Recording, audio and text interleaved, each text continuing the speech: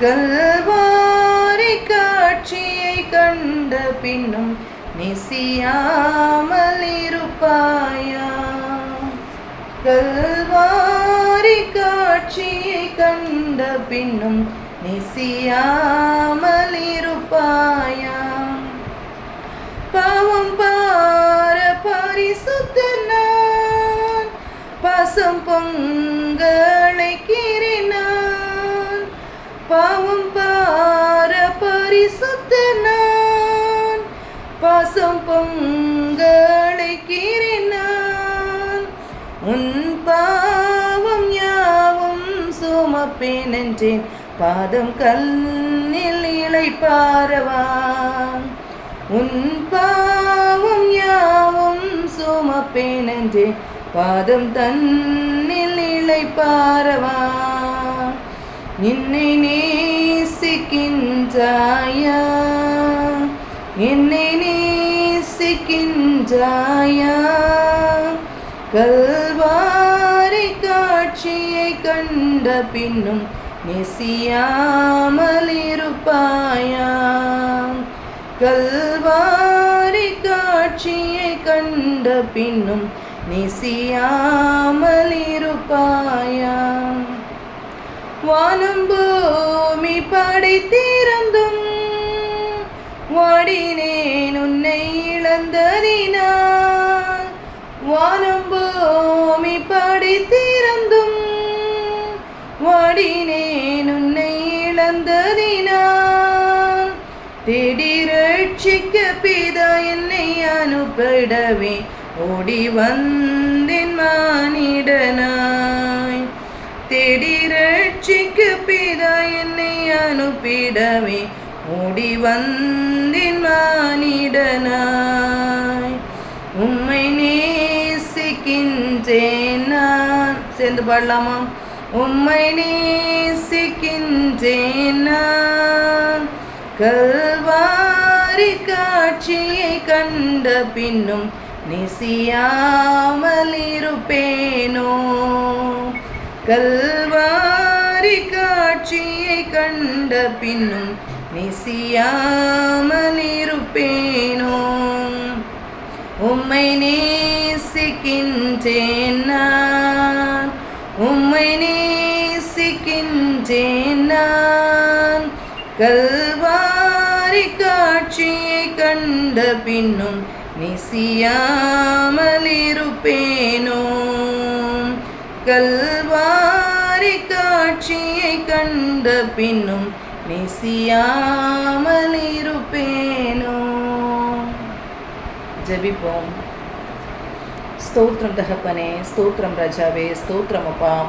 எத்தனையோ பேருக்கு கொடுக்கப்படாத நல்ல பாக்கியத்தை நேரத்தை அப்பா நீர் எங்களுக்கு தந்து கொண்டிருக்கிற அன்புக்காக நன்றி செலுத்துகிறோம் தகப்பனே அப்பா. ஆண்டவரே கர்த்தாவே அப்பா, இந்த உலகத்தில் கர்த்தாவே எங்களை படைத்து தகப்பனே அப்பா ஆண்டவரே, எங்களுக்கு நித்திய ஜீவனை வாக்கு பண்ணி தகப்பனே அப்பா எங்களை நித்திய ஜீவனுக்கு கொண்டு செல்வேன் என்று சொல்லி அப்பா ஆண்டவரே அப்பா ஆண்டவரே நீர் உண்மையே தந்து தகப்பனே அப்பா எங்களை மீட்டு கொண்டீங்களே ராஜாவே அப்பா. உம்முடைய சரீரத்தையும் இரத்தத்தையும் எங்களுக்காக கொடுத்து ஆண்டவரே இதில் பானம் பண்ணுகிற எல்லாரையும் கடைசி நாளில் எழுப்பி அப்பா ஆண்டவரே உம்முடைய சமூகத்தில் நான் கொண்டு வருவேன் என்று சொல்லி தகப்பனே அப்பா ஆண்டவரே வாக்குத்தத்தம் பண்ணி எங்களை வழிநடத்தி கொண்டிருக்கிற தேவனே உமக்கு நன்றி நன்றி நன்றி நன்றி ராஜாவே, நன்றி தகப்பனே அப்பா. உமக்கு நன்றி ராஜாவே, நன்றி ராஜாவே, நன்றி தகப்பனே அப்பா. உமக்கு நன்றி அப்பா, நன்றி அப்பா, நன்றி தகப்பனே ஆண்டவரே. உம்முடைய அன்பு தகப்பனே எத்தனை ஆண்டவரே மேலானது தகப்பனே அப்பா. உம்முடைய அன்பு எத்தனை மேலானது தகப்பனே. உம்முடைய அன்பு எத்தனை மகத்துவமானது தகப்பனே அப்பா ஆண்டவரே. நீ சொல்லுகிறீரே அப்பா, வானம் பூமி படைத்திருந்தும் அப்பா வாடினேன் உன்னை இழந்ததினால் என்று சொல்லி தகப்பனே அப்பா ஆண்டவரே. இந்த பூமி எல்லாவற்றையும் படைத்திருந்தும் ஆண்டவரே அப்பா எங்களுடைய ஆத்மா நஷ்டப்படும் போது தகப்பனே, எங்களுடைய ஆத்மா உம்மை வாஞ்சிக்காமல் இருக்கும்போது தகப்பனே நீர் வாடி நிற்கிறேன் என்று சொல்லுகிறீரே ராஜாவே அப்பா ஆண்டவரே.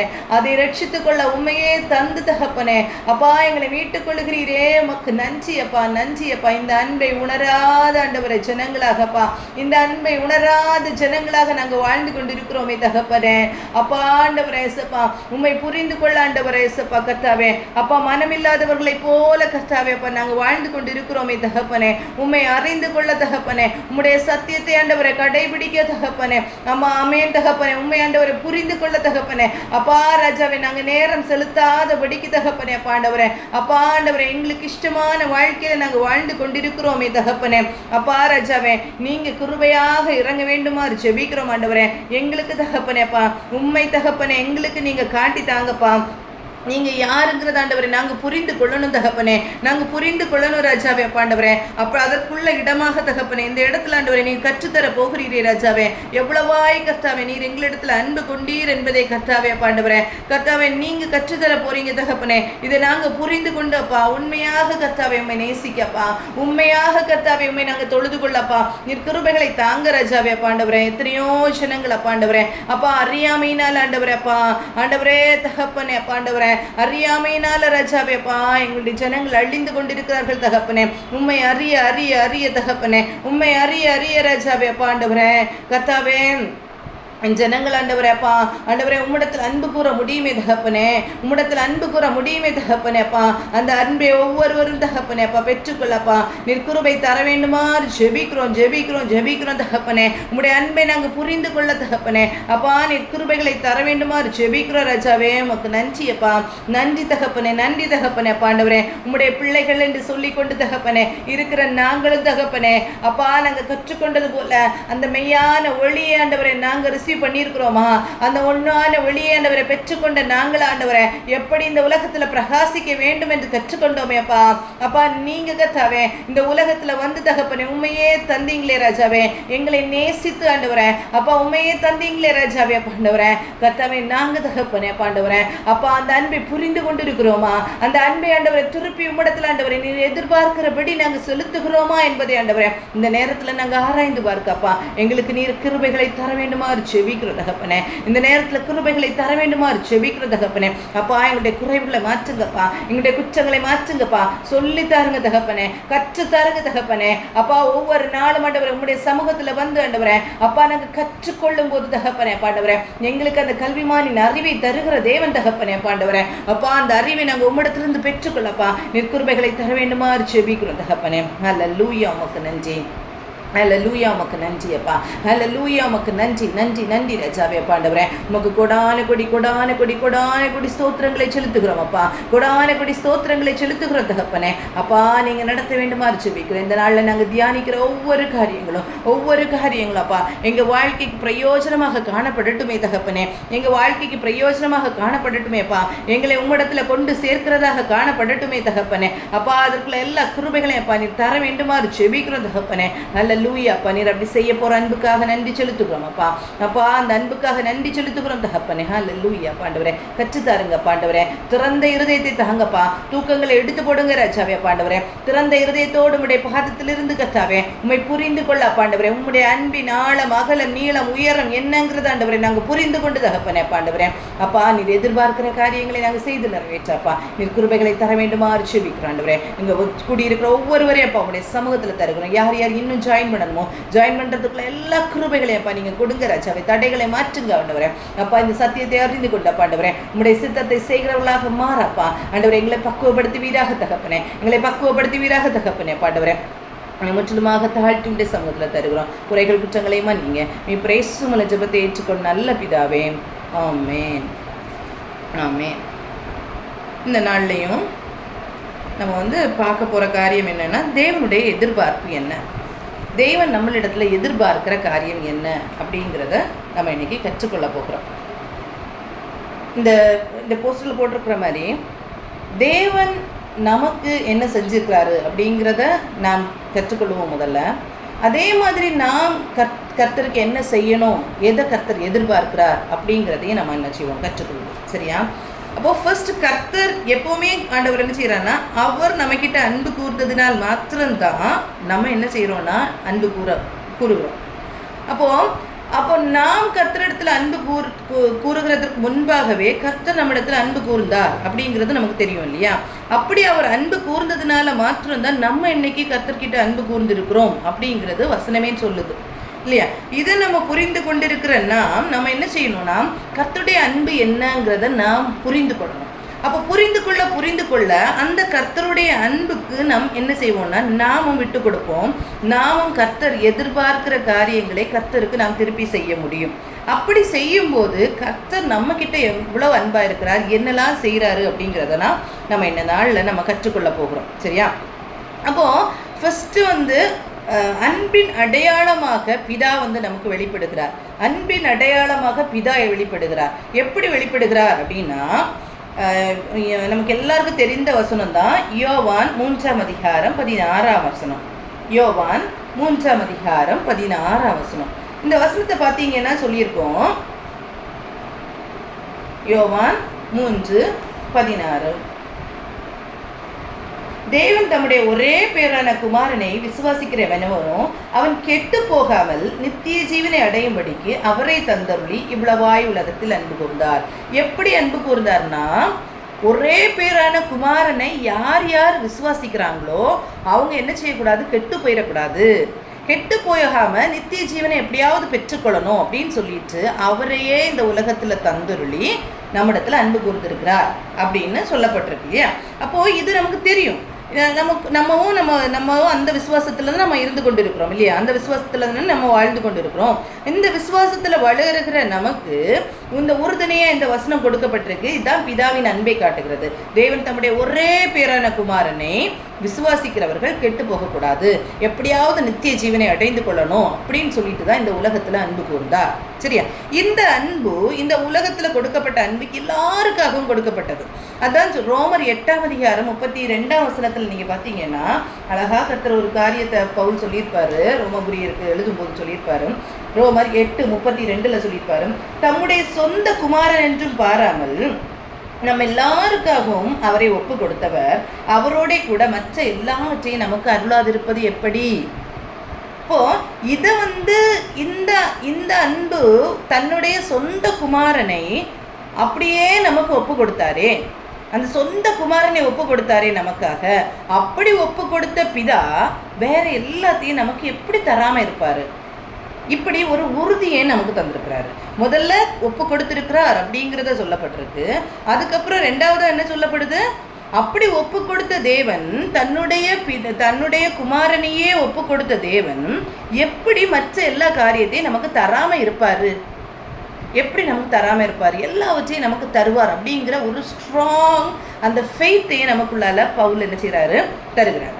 அதனால தான் அவர் சொல்றாரு, கிறிஸ்துவின் அன்பை விட்டு என்ன எப்படி பிரிக்க முடியும், எது என்ன பிரிக்க முடியும் அப்படின்னு சொல்லிட்டு அந்த 8ஆம் அதிகாரம் ரோமர் 8ஆம் அதிகாரம் 36லேருந்து 39 வரைக்கும் உள்ள வசனங்கள்ல தெளிவா சொல்லப்பட்டிருக்கும், அழகாக சொல்லப்பட்டிருக்கும். என்ன காரியமும் கிறிஸ்துவின் அன்பை விட்டு என்ன பிரிக்காது அப்படின்னு சொல்லிட்டு அவர் சொல்லியிருப்பாரு. சரி, இப்ப நமக்கு தெரியும் பிதாவின் அன்பு எவ்வளவு அன்பு கூர்ந்திருக்கிறார் அப்படின்னா, நம்ம இப்ப பார்த்தோம்ல, வானம் பூமி பாடினோம். நம்ம வானம் பூமி படைத்திருந்தும் வாடினேன் உன்னை இழந்ததினால். அப்போ நாம் கர்த்தரை விட்டு பின்வாங்கி போயிருக்கிறோம்.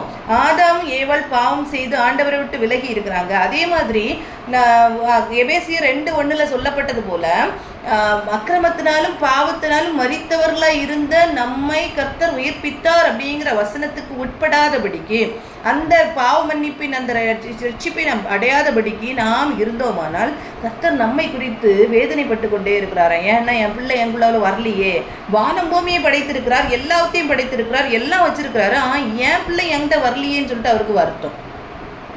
அப்படித்தானே? நம்ம வீட்டிலே அப்படித்தானே?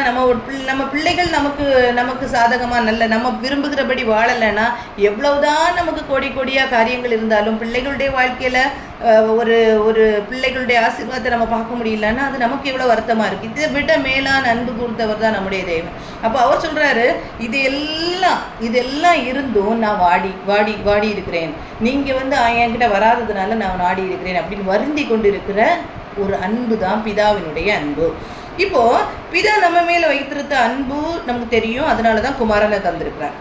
சரி, நாம இனிஷியலா ஃபர்ஸ்ட்ல அந்த பிதா எப்படி நம்ம கிட்ட அன்பு செலுத்தினார், எப்படி இஸ்ரவேல் ஜனங்கள் அப்படின்னு சொல்லிட்டு ஒரு கூட்ட ஜனங்கள்கிட்ட அன்பு செலுத்தினார். இதெல்லாம் நம்ம என்ன செய்யணும்னா நம்ம பார்க்க போறோம். ஏன்னா பிதாவாகிய தேவன் இஸ்ரவேல் ஜனங்களை தன்னுடைய சொந்த ஜனங்கள் அப்படின்னு சொல்லிட்டே இருப்பார் இல்லையா. அந்த சொந்த ஜனங்களாக இஸ்ரவேல் ஜனங்களா முதல்ல ஆதாம் வழி நிறைய சந்ததிகள் வருது. அந்த ஒரு பெரிய கூட்டத்திலிருந்து ஒரு கூட்டத்தை என்னுடைய சந்ததின்னு எடுத்துக்கொள்கிறார் இல்லையா. அது யாரு? யாக்கோபின் பிள்ளைகள், அந்த 12 கோத்திரங்கள் இஸ்ரவேலர்கள். அந்த இஸ்ரவேலர்கள் தான் விருத்த சேதனம் பண்ணப்பட்டவர்கள். அந்த விருத்த சேதனம் பண்ணப்பட்ட கூட்டம் தான் யாரு? கர்த்தருடைய ஜனம் அப்படின்னு சொல்லப்பட்டது. ஆண்டவர் சொல்றாரு, எனக்கு பிரியமான ஜனம், என்னுடைய சொந்த ஜனம் அப்படின்னு சொல்லிட்டு வச்சிருக்காரு. இந்த சொந்த ஜனத்துக்கு கர்த்தர் என்ன சொல்றாருன்னா, எப்படி நான் அவர்களை தெரிந்து கொண்டேன் அப்படிங்கிறத கர்த்தர் சொல்றாரு. ஏன் நான் இவங்களை சொந்த ஜனமா தெரிந்து கொண்டேன் அப்படிங்கிறத உபாகமம் 7ஆம் அதிகாரம் 5 முதல் 8 வரைக்கும் உள்ள வசனங்களை வாசிச்சோம்னா அழகா சொல்லப்பட்டிருக்கும்.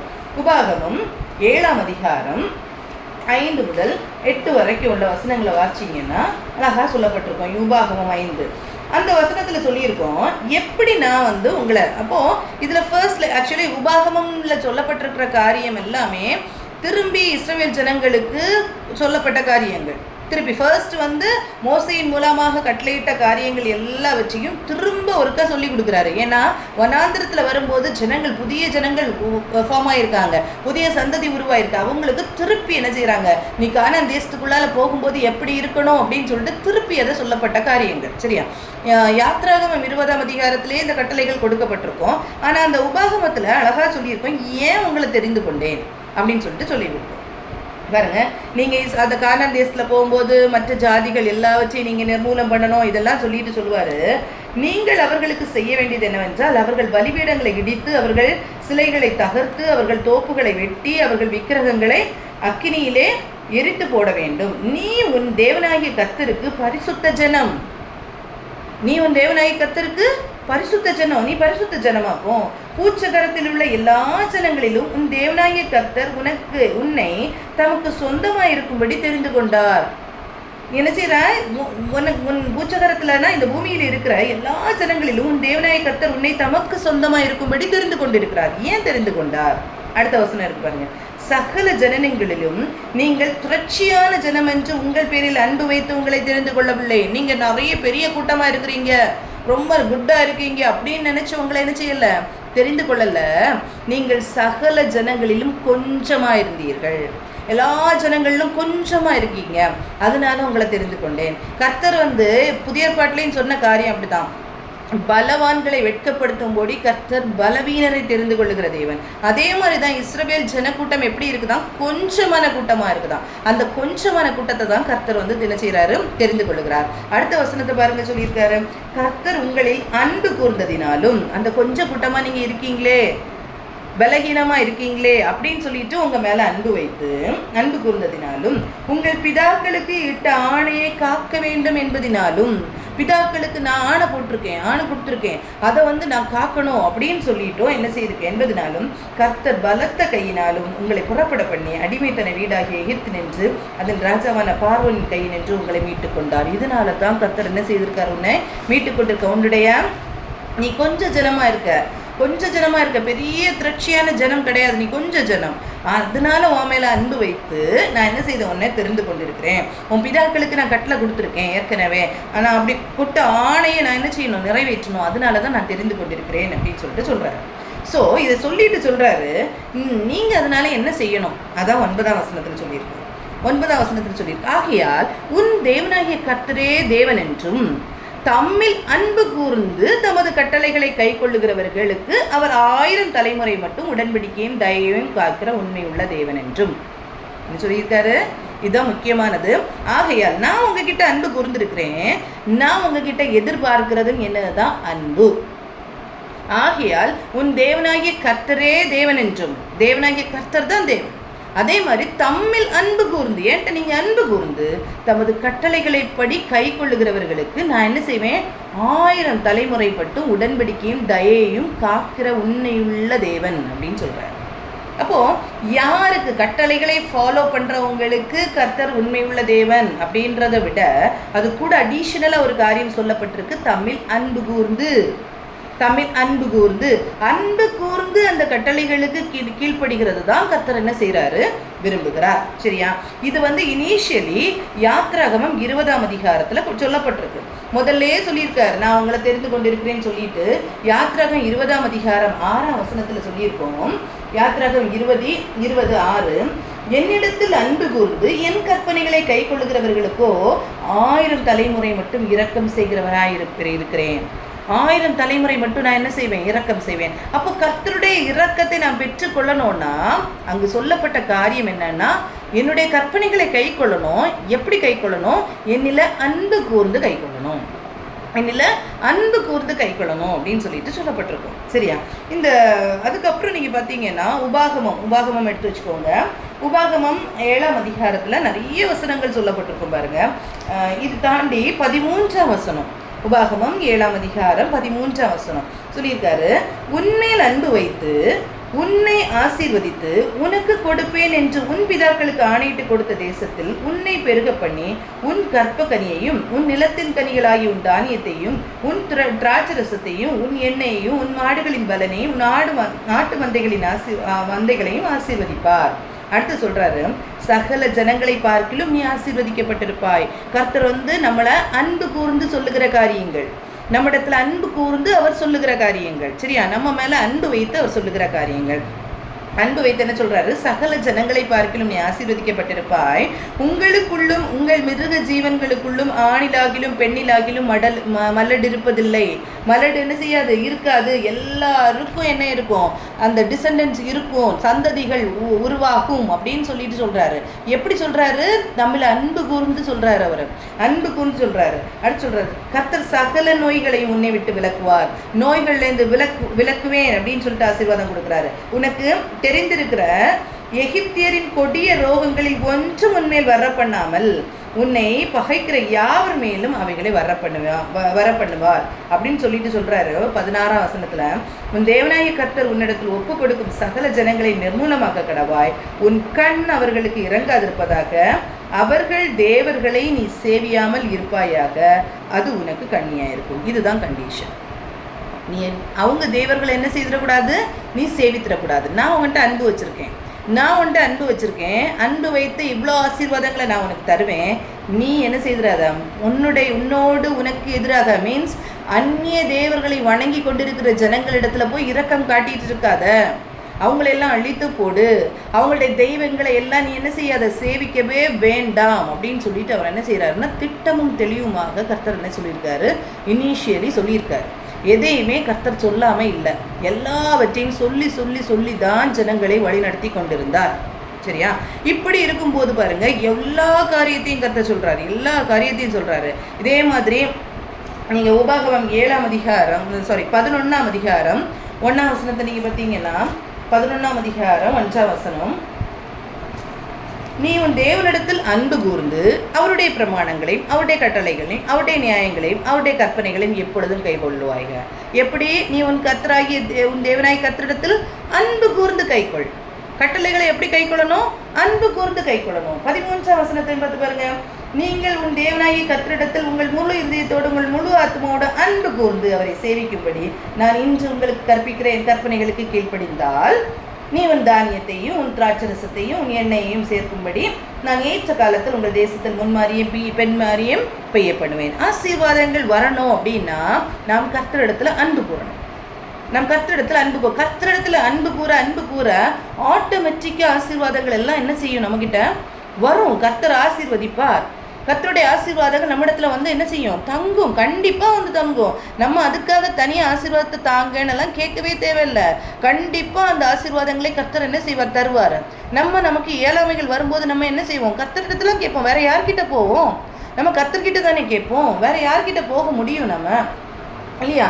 நமக்கு அதனால நம்ம என்ன செய்வோம், கர்த்தர்கிட்ட நம்ம கேட்டு நம்ம இது இப்படிதான் இல்லை, கர்த்தரிடத்துல அன்பு கூறும்போது எல்லா ஆசீர்வாதங்களும் நம்ம மேல் விழும், நம்ம மேலே வரும், கண்டிப்பாக வரும். அதான் சொல்லியிருக்கு. அதே மாதிரி 13ஆம் வசனம் உபாகமம் 13ஆம் அதிகாரம் 3ஆம் வசனத்தில் சொல்லியிருக்கோம், நீங்கள் என்கிட்ட அன்பு கூறுகிறீர்களோ அப்படின்னு நான் செக் பண்ணுவேன்னு சொல்லியிருக்கிறாரு.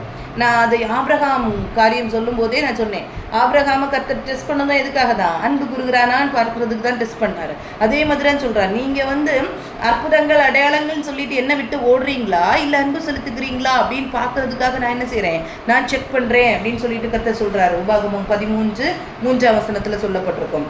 அதே மாதிரி உபாகமம் 19ஆம் அதிகாரம், உபாகமம் 19ஆம் அதிகாரம் 8 சொல்லியிருக்கோம், நீ உன் தேவனாய கர்த்தரிடத்தில் அன்பு கூர்ந்து எந்நாளும் அவர் வழிகளில் நடப்பதற்காக இன்று நான் உனக்கு கற்பிக்கிற இந்த எல்லா கற்பனைகளை கை கொண்டு அதன்படி செய்து.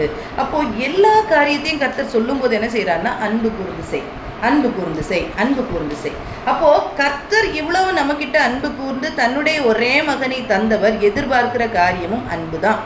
நம்ம கிட்ட அவர் எதிர்பார்க்கிறது அன்பு தான். நீ கட்டளைகளை கை கொள்ளணும், கண்டிப்பா அது நிச்சயம். கட்டளைகளை கை கொள்ளாம நம்ம கர்த்தரிடத்துல நம்ம போக முடியாது, அது நிச்சயம். ஆனா நீ கட்டளைகளை எப்படி கை கொள்ளணும்? நீ அன்பு கூர்ந்து கை கொள், என்னிடத்துல அன்பு கூர்ந்து கை கொள், அப்படிதான் கர்த்தர் சொல்லியிருக்கிறாரு. எந்த இடத்துலையுமே அதை கர்த்தர் தனியா சொல்லல, அன்பு கூர்ந்து செய், அன்பு கூர்ந்து செய்ன்னு தான் சொல்லியிருக்காரு.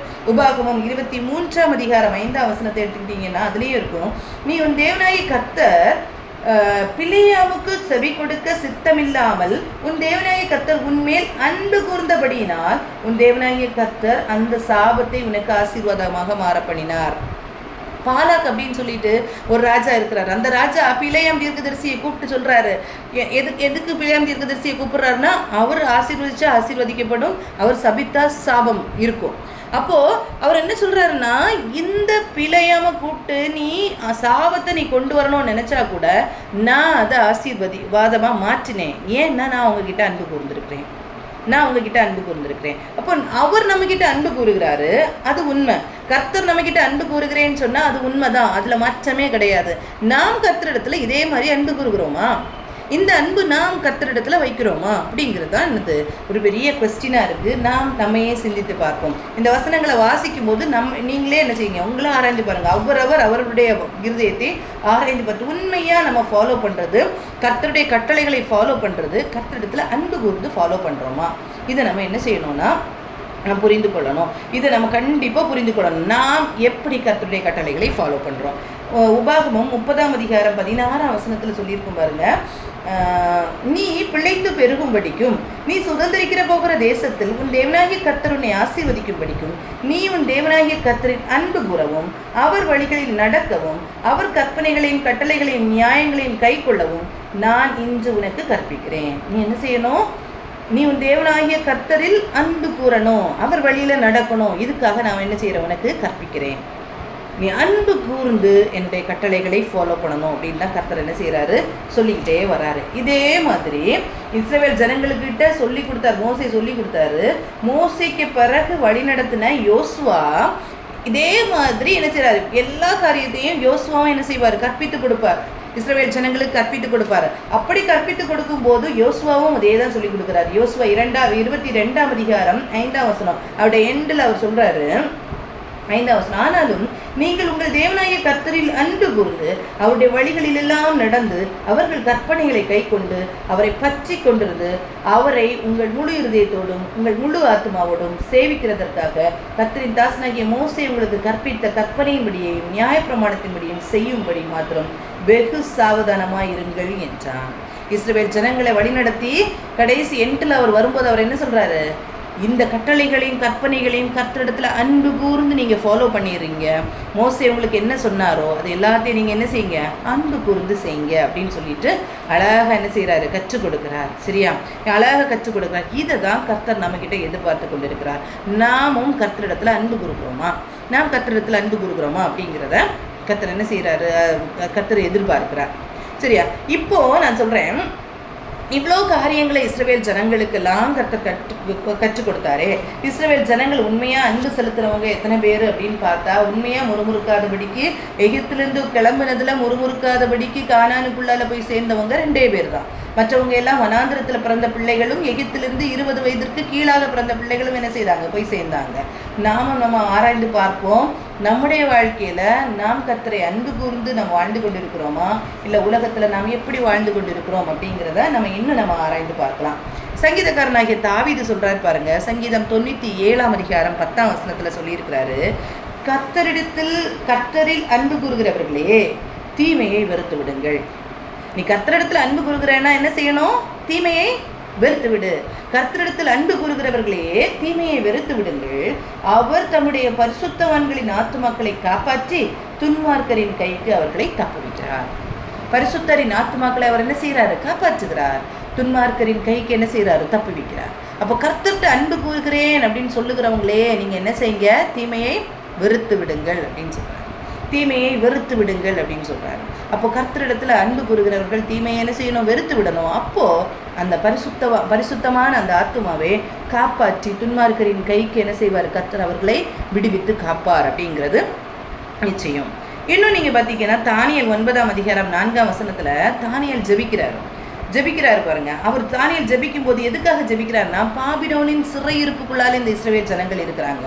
இந்த பாபிலோனின் சிறையிருப்புக்குள்ளால இருக்கும்போது அவர் ஜெபிக்கிறார். இந்த 70 வருஷம் தாண்டி இவங்க சிறையிருப்புக்குள்ளால இருக்கும்போது தானியேல் 9ஆம் அதிகாரம் 4ஆம் வசனத்துல என் தேவனாகிய கர்த்தரை நோக்கி ஜெபம் பண்ணி பாவ அறிக்கை செய்து, ஆண்டவரே உம்மில் அன்பு கூர்ந்து உம்முடைய கற்பனைகளை கை கொள்ளுகிறவர்களுக்கு உடன்படிக்கையும் கிருபையும் காக்கிற மகத்துவம் பயங்கரமான தேவனே, நாங்கள் பாவம் செய்தோம் அப்படின்னு. அப்போ உங்கள்கிட்ட அன்பு கூர்ந்து உம்முடைய கற்பனைக்கு கை கொள்ளுகிறவர்களுக்கு உடன்படிக்கையும் கிருபையும் காக்கிற மகத்துவம் உள்ள பயங்கரமான தேவனே.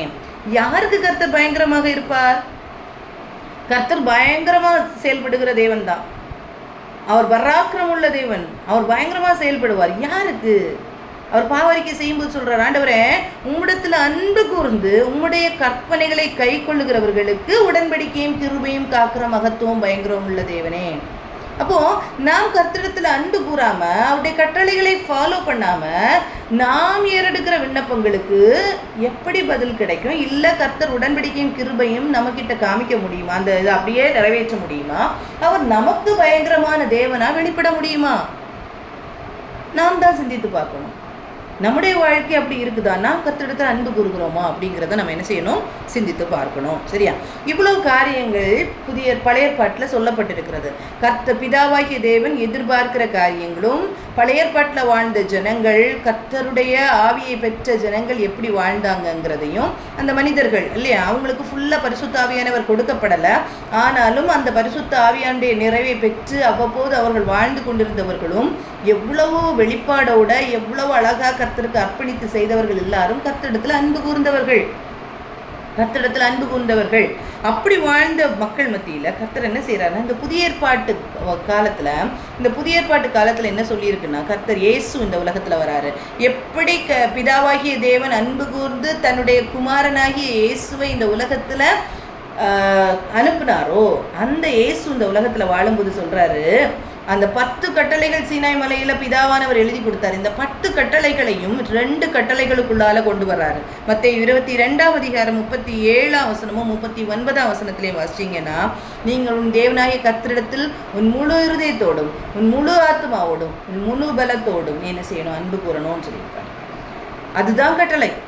நீ என்ன செய்யணும்? உன் தேவனாகிய கர்த்தரிடத்தில் உன் முழு இருதயத்தோடும் உன் முழு ஆத்மாவோடும் உன் முழு மனதோடு அன்பு கூறுவாயாக. இது முதலாம் பிரதான கற்பனை. இதற்கு ஒப்பாயிருக்கிற 2ஆம் கற்பனை என்னவென்றால், உன்னிடத்தில் நீ அன்பு கூறுவது போல பிறனிடத்திலும் அன்பு கூறுவாயாக. அப்ப என்ன சொல்றாரு? நீ கர்த்தரிடத்துல அன்பு கூறு, அதே மாதிரி ஒன் ஃபெல்லோ மேன்கைண்ட்டை நீ என்ன செய்யணும்? அன்பு கூறணும். கூட இருக்கிற மக்கள்கிட்டையும் நீ அன்பு செலுத்தணும். இந்த 2மே தான் கட்டளை. இதுக்கு மேலான கட்டளை எதுவுமே இல்லை. இந்த 2 வந்துருச்சுன்னா, அன்பு வந்துருச்சுன்னா, இதுக்கு மேல வேற கட்டளை இல்லை. வேற பாவம் நமக்குள்ளால வராது. கர்த்தரிடத்துல அன்பு கூறணும், நம்ம சக மனிதர்களிடத்துல அன்பு கூறணும். இந்த காரியத்தை நாம் சரியா செய்கிறோமாங்கிறத நம்ம என்ன செய்யணும்? நம்ம சிந்தித்து பார்க்க கடமைப்பட்டிருக்கோம். இந்த காரியங்கள் நமக்குள்ளால இருக்கணும் தான் புதிய ஏற்பாட்டு காலத்துல இயேசுவும் சொல்லியிருக்கிறார். அந்த பழைய ஏற்பாட்டு கட்டளைகளை எல்லாம் 10 கட்டளைகளாக கொடுக்கப்பட்டது 2 கட்டளையாக மாற்றப்பட்டது. எப்படி மாற்றப்பட்டதுன்னா, அன்பு உங்களை வந்துச்சா எல்லாமே என்ன செய்யறோம்? சரியாயிடும். எல்லாமே சரியாயிடும் அப்படிங்கிறத கர்த்தர் எவ்வளோ அழகா இயேசு என்ன செய்கிறார்? அவர் வாழ்ந்த காலத்தில் அவர் அழகாக சொல்லி காமிக்கிறாரு, அழகாக சொல்லி கொடுக்குறாரு. சரியா? இப்படி கர்த்தர் என்ன செய்கிறாருன்னா அழகாக வழி நடத்துகிறாரு. இப்படி இயேசு வாழ்ந்த காலத்தில் கர்த்தருடைய அன்பை ருசித்த ஜனங்கள் எப்படி வாழ்ந்தாங்கங்கிறதுக்கு 2 எக்ஸாம்பிளை நம்ம பார்ப்போம். சரியா? இயேசு வாழ்ந்த காலத்தில் நிறைய பேர் வாழ்ந்தாங்க, நான் இல்லைன்னு சொல்லலை. கர்த்தருடைய அன்புக்கு அப்படியே என்ன செய்தாங்க? திருப்பி அந்த அன்பை செலுத்தினவர்கள் உண்டு. ஆனால் கர்த்தர் வாழ்ந்த காலத்தில் அன்பு செலுத்தின 2 பெண்களை குறித்து நம்ம இன்னைக்கு பார்க்க போகிறோம். 2 பெண்களை குறித்து நம்ம பார்க்க போகிறோம். ஒன்று யார் அப்படின்னா, பெத்தானியாவில் வாழ்ந்த மரியாள். பெத்தானியாவில் வாழ்ந்த மரியாள், சரியா? எல்லாருக்கும் தெரியும் அப்படித்தானே. பெத்தானியாவில் வாழ்ந்த மரியாள் யாருன்னு கேட்டால் எல்லாருக்கும் தெரியும். யார்? அந்த லாசருவின் சகோதரி மரியாள். லாசருவின் சகோதரி மரியாள் அப்படின்னு சொல்லிட்டு சொல்லப்பட்டிருக்கோம். இந்த லாசருவின் சகோதரி மரியாளை பற்றி நாம் கற்றுக்கொள்ளாத காரியங்கள் இல்லை. லூக்கா 10ஆம் அதிகாரத்தை எடுத்து வைத்துக் கொள்ளுவோம். லூக்கா 10ஆம் அதிகாரத்தை எடுத்து வைத்துக் கொள்ளுவோம். இந்த லூக்கா 10ஆம் அதிகாரத்தில் 38ஆம் வசனத்திலேருந்து சொல்லப்பட்டிருக்கோம். பின்பு அவர் பிரயாணமாய் போகையில் அவர் ஒரு கிராமத்தில் பிரவேசித்தார். அங்கே மார்த்தாள் என்னும் பெயர் கொண்ட ஒரு ஸ்திரீ அவரை தன் வீட்டிற்கு ஏற்றுக்கொண்டார். மார்த்தாள் என்ன செய்கிறான்னா, தன் வீட்டுக்குள்ளால ஏற்றுக்கொள்ளுகிறார். அவளுக்கு மரியாள் என்னப்பட்ட ஒரு சகோதரி இருந்தாள். அவள் இயேசுவின் பாதத்தில் உட்கார்ந்து அவருடைய வசனத்தை கேட்டுக்கொண்டிருந்தார். இயேசுவின் பாதத்தில் இருந்து என்ன செய்கிறா? இயேசுடைய வசனத்தை கேட்டுக்கொண்டே இருக்கிறார்.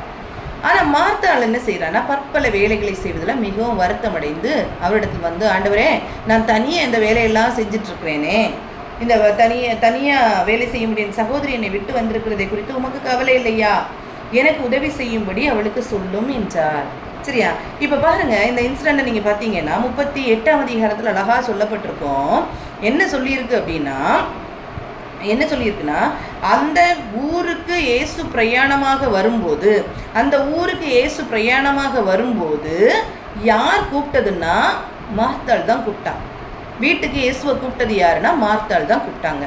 மார்த்தாள் கூப்பிட்டு வீட்டில் வச்சுருக்காங்க. இப்போ ஏன் கூப்பிட்டுருப்பாங்க? ஏன் இயேசுவை கூப்பிட்டுருப்பாங்க? இயேசுவை பற்றி தெரிந்து, இயேசு இவ்வளோ சர்வ வல்லமை உள்ளவராக நடக்கிறாரு, இவ்வளோ காரியங்களை செய்கிறாரு, மகத்துவமான காரியங்களை செய்கிறாரு, எல்லாவற்றையும் அறிந்து புரிந்து உணர்ந்து தான் என்ன செய்கிறா? கூப்பிடுறாங்க. அப்படி தானே? மார்த்தாள் தான் கூப்பிடுறாங்க. ஆனால் மார்த்தாள் கூப்பிட்டுட்டு மார்த்தாள் எதில் வந்து போயிட்டாங்கன்னா, சரி வந்தவரை உபசரிக்கணுமே அப்படின்னு சொல்லிட்டு நிறைய காரியங்கள், வேலை காரியங்கள், இந்த மாதிரி காரியங்கள் எல்லாம் செய்கிறதுல என்ன செய்தாங்க? உன்னிப்பாக போயிட்டாங்க. எந்த ஒரு காரியமும் தவறாக அவங்க செய்யலை. மார்த்தாள் எந்த ஒரு காரியத்தையும் என்ன செய்யலை? தவறாக செய்யலை. வேலை நமக்கு செய்யணுமா, வீட்டுக்கு வர்றவங்களுக்கு சாப்பாடு கொடுக்கணுமா, எல்லாம் உண்டு. ஆனால் இயேசுவை அறிந்து கொண்ட விதம் 2 பேருக்கும் வித்தியாசம். மார்த்தாளும் அறிந்து கொண்டிருக்கிறா. மார்த்தாள் தான் இன்வைட் பண்ணா வீட்டுக்கு. ஆனால் மரியாள் இயேசு வீட்டில் வந்த உடனே அவள் செஞ்ச காரியம் என்னன்னா, அவர் பாதத்தில் போய் உட்காந்துட்டான். இந்த 2 பேருமே சிஸ்டர்ஸ் என்ன செய்கிறாங்கன்னா, 2 பேருக்கும் இயேசுவிட்ட அன்பு உண்டு. மார்த்தாள் எப்படி அறிந்தாலோ அதே மாதிரி மரியாள் அறிந்து கொண்டாள். இல்லை, அதை விட மேலாக அறிந்து கொண்டாள். இதான் கர்த்தருடைய அன்பின் ஆழம், நீளம், அகலம், உயரம் என்பதை அறிந்து கொள்ளுகிற அறிவு நமக்கு இல்லை, தெரியுமா? அந்த அறிவு நம்மக்கிட்ட இன்னைக்கு இல்லை. அந்த அறிவை நம்ம என்ன செய்யணும்னா பெற்றுக்கொள்ளணும். அந்த அறிவுக்காக தான் கர்த்தரிடத்தில் நம்ம கேட்கணும். ஆண்டவரே, நீங்கள் உங்களுடைய அன்பு எவ்வளவுங்கிறத எங்களுக்கு கற்றுத்தாருங்க ஆண்டவரே, கற்றுத்தாங்க. ஆண்டவரே கேட்கும்போது அவருடைய அன்பை நாம் புரிந்து கொள்ள முடியும். இந்த மார்த்தாள் வீட்டுக்குள்ளே இன்வைட் பண்ணாங்க. ஆனால் அவருடைய பாதத்தில் போய் இருக்கிறதுக்குள்ள காரியம், அந்த ஒரு ஞானம் அவங்ககிட்ட இல்லை, அந்த அறிவு இல்லை, அந்த ஒரு லவ் இல்லை ஆண்டவர்கிட்ட, அவ்வளோ ஒரு அன்பு இல்லை. ஆனால் மரியாளுக்கு அப்படி இல்லை. அவருடைய பாதத்துல இருந்து அவர் என்ன சொல்கிறாரோ அதை கேட்கணும். ஏன்னா வீட்டுக்குள்ளே வந்திருக்கிறாரு, அவர் எங்கெங்கேயோ பார்த்துருப்பாங்க. ஆனால் வீட்டுக்குள்ளே வந்திருக்காங்க. வீட்டுக்குள்ளே வரும்போது அவர்கிட்டேருந்து கற்றுக்கொள்ளணும். ஏதாவது நான் அவர்கிட்டேருந்து பெற்றுக்கொள்ளணும் அப்படிங்கிறதுல ரொம்ப ஷார்ப்பாக இருக்கிறது யாருன்னா மரியாள் இருக்கிறாங்க. மரியாள் அவ்வளோ ஷார்ப்பாக இருக்காங்க. அவர்கிட்ட அன்பு கூர்ந்து, அவர்கிட்ட ஜீவனுள்ள வார்த்தைகள் இருக்கிறது அப்படிங்கிறதுல அன்பு கூர்ந்து என்ன செய்கிறாங்க? இந்த காரியத்தை செய்கிறாங்க. மார்த்தாள் சொல்கிறாங்க வந்து, ஐயோ, என் சகோதரி மட்டும் உங்கள் பாதத்திலே வந்து உட்கார்ந்துருக்கிறாளே, நான் தனியாக எல்லா வேலையும் செஞ்சுட்ருக்கேனே, உங்களுக்கு கவலை இல்லையா? அவளை வேலை செய்யும்படி அனுப்பி விடுங்க அப்படின்னு சொல்லும்போது கர்த்தர் சொன்ன காரியம் என்ன? இயேசு சொன்ன காரியம் என்ன? இயேசு அவளுக்கு பிரதித்திரமாக, மார்த்தாளே, நீ அநேக காரியங்களை குறித்து கவலைப்பட்டு கலங்குகிறாய், தேவையானது ஒன்றே. மரியாள் தன்னை விட்டு எடுபடாத நல்ல பங்கை தெரிந்து கொண்டாள். இதுதான் கர்த்தர் சொல்கிறது. இயேசு சொல்கிற காரியம் என்னென்னா, நமக்கும் இன்னைக்கு உலகத்தில் அவ்வளோ பெரிய காரியங்கள் எல்லாம் இருக்குது இல்லையா? எவ்வளோ வேலைகள் இருக்குது இல்லையா? எவ்வளோ காரியங்கள் இருக்குது. ஆனால் நாம் எதை பின்பற்றுகிறோம்? கர்த்தரை நம்ம என்ன செய்யணும்னா, கர்த்தரை வந்து கர்த்தருடைய பாதத்திலிருந்து கற்றுக்கொள்ளுகிறோமா? கர்த்தருடைய பாதத்திலிருந்து நம்முடைய வாழ்க்கையில் உள்ள வாழ்க்கை பாடங்களை கற்றுக்கொள்ளுகிறோமா? அப்படி இல்லாமல் இருந்தோன்னா கர்த்தர் சொல்கிறாரு, இல்லை, நீ என் பாதத்திலிருந்து கற்றுக்கொள், அதுதான் தேவையானது. வீட்டில் மார்த்தாள் செய்த காரியங்கள் தேவையில்லாத காரியங்கள் அல்ல, தேவையில்லாத காரியங்கள் அல்ல, தேவை உள்ள காரியங்கள் தான். ஆனால் கர்த்தர் வந்திருக்கும் போது கர்த்தருடைய பாதத்தில் இருக்கிறதற்கு நம்ம பழகி கொள்ளணும். கண்டிப்பாக கர்த்தருடைய பாதத்தில் இருந்து கற்றுக்கொள்ளணும் அப்படிங்கிறத கர்த்தர் சொல்ல. தேவையானது ஒன்று தான், வேற ஒன்றும் இல்லை. நீ அநேக காரியங்களை, நமக்கு எவ்வளோ வேலைகள் இருக்கலாம், எவ்வளோ காரியங்கள் இருக்கலாம். ஆனால் கர்த்தருடைய பாதத்தில் இருந்துட்டு நீங்கள் வேலைகளை பார்த்து பாருங்கள், எல்லாம் சுலபமாக நமக்கு முடியும், எல்லாம் சுலபமாக முடியும். கர்த்தருடைய பாதத்தில் இருக்கிறேன்னு சொல்லி நம்ம ஏமாற்றி கொண்டு வீட்டு கடமைகளை செய்யாமல் இருக்கணும்னு சொல்லலை. நான் கர்த்தருடைய பாதத்தில் இருந்து விட்டு வீட்டின் கடமைகளை செஞ்சு பாருங்க. இல்லை படிக்கிற பிள்ளைகள் கர்த்தருடைய பாதத்தில் இருந்துட்டு படிச்சு பாருங்க, எல்லாமே சுலபமாக இருக்கும், லகுவாக மாறும். எல்லாவற்றையும் லகுவாக கர்த்தர் என்ன செய்வார்னா மாற்றி தருவாங்க. சரியா? அப்படி நாம் என்ன செய்யணும்னா கர்த்தருடைய பாதத்தில் நாம் இருக்க பழகி கொள்ளணும். சரியா? இப்போ இப்படி அன்பு கூர்ந்த மார்த்தாளும் மரியாளும். சரியா? இப்போ மார்த்தாளுக்கும் அன்பு உண்டு கர்த்தரிடத்துல, மரியாளுக்கும் அன்பு உண்டு. இப்போ அந்த வீட்டில் ஒரு பிரச்சனை வருது இல்லையா? அந்த வீட்டில் என்ன ஆகுது? அவருடைய சகோதரன் மரித்து போகவும் வியாதிப்பட்ட ஒரு சூழ்நிலை வருது. யோவான் 11ஆம் அதிகாரத்தை எடுத்து வைத்துக் கொள்வோம். யோவான் 11ஆம் அதிகாரத்தை எடுத்து வைத்துக் கொள்வோம். இந்த யோவான் 11ஆம் அதிகாரத்தில் சொல்லப்பட்டிருக்கோம், இந்த லாசருவின் குடும்பம், அதான் இந்த மார்த்தாள் மரியாள் லாசரு வாழ்ந்த இடத்துல லாசரு என்ன செய்யறாருன்னா வியாதிப்படுறாரு. அந்த மார்த்தாள் மரியாளுக்கு சகோதரன் என்ன செய்யறாரு? வியாதிப்படுறாரு. அப்போ இயேசுகிட்ட சொல்லி விடுறாங்க. அதை தொடர்ந்து நீங்கள் வாசிச்சிங்கன்னா தெரியும், நீங்கள் வாசிங்க. அதில் வாசிச்சா சொல்லியிருக்கோம், வியாதி மரணத்துக்கு எதுவான வியாதியாக இருக்குது அப்படின்னு சொல்லிட்டு இயேசுகிட்ட போய் சொல்லுங்க அப்படின்னு சொல்லிட்டு சொல்ல விடுறாங்க. அப்போ சொல்லும்போது இயேசு என்ன செய்கிறாருன்னா வரல. அவர் என்ன செய்கிறாரு? 4 நாள் தாண்டி தான் இங்கே வர்றாரு. இங்கே வரும்போது என்ன செய்கிறாங்க? இங்கே இயேசு வருகிறார். இப்போ 20th verseலேருந்து நம்ம பார்ப்போம். இப்போ இந்த இன்சிடெண்ட் எல்லாருக்கும் தெரியும் இல்லையா? இந்த இன்சிடெண்ட் எல்லாருக்கும் தெரியும். இயேசு 4 நாள் தாண்டி தான் அங்கேருந்து கிளம்பி வர்றாங்க அப்படிங்கிறதெல்லாம் தெரியும். அப்போ இயேசு சொல்கிறாரு, ஆக்சுவலி இயேசு வரும்போதே சொல்கிறாரு, அவன் என்ன செய்கிறான்? நித்திரையாக இருக்கிறான், நான் அவனை எழுப்ப போகிறேன்னு 11ஆம் வசனத்தில் சொல்லியிருக்கோம். 11ஆம் வசனத்தில் சொல்லியிருப்பாரு, அவன் நித்திரையாக இருக்கிறான், நான் அவனை எழுப்ப போகிறேன். அப்போ கண்டிப்பாக அவர் எழுப்ப போகிறாருங்கிறது நிச்சயம். சரியா? லாசருவை எழுப்ப போறாருங்கிறது நிச்சயம். அவன் மூலமாக கர்த்தருடைய நாமம் மகிமைப்பட போகிறதுங்கிறது நிச்சயம். ஆனா 20ஆம் வசனத்துல நீங்க வாசிச்சு பாருங்க, இயேசு வருகிறார் என்று மார்த்தாள் கேள்விப்பட்ட போது அவருக்கு எதிர்கொண்டு போனாள், மரியாளோ வீட்டில் உட்கார்ந்திருந்தாள். இந்த இடத்துலையும் பாருங்க, இயேசு வராருன்னு தெரிஞ்ச உடனே மார்த்தாள் தான் ஓடுறாங்க. மார்த்தாள் ஓடி போய் என்ன சொல்றாங்க? இயேசுவை பார்க்குறாங்க. மரியாள் வீட்டிலேயே உட்கார்ந்துட்டு மார்த்தாள் இயேசுவின் இடத்தில் வந்து, ஆண்டவரே, நீர் இங்கே இருந்தீரானால் என் சகோதரன் மரிக்க மாட்டான்.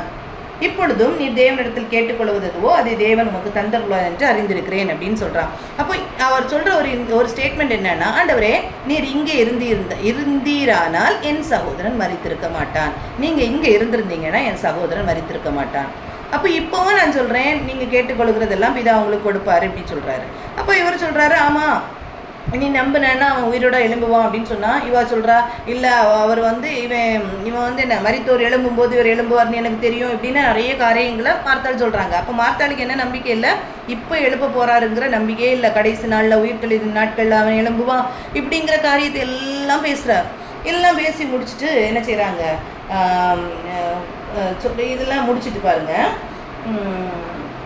இவைகளை சொன்ன பின்பு அவள் போய் 28ஆம் வசனம், இவைகளை சொன்ன பின்பு அவள் போய் தன் சகோதரியாகிய மரியாளை ரகசியமாய் அழைத்து, போதகர் வந்திருக்கிறார், உன்னை அழைக்கிறார் என்றார். அப்போ இயேசு என்ன சொல்லியிருக்காரு? இவகிட்ட சொல்லி பார்த்துட்டு, மரியாள் எங்க அப்படின்னு கேட்டிருக்காரு.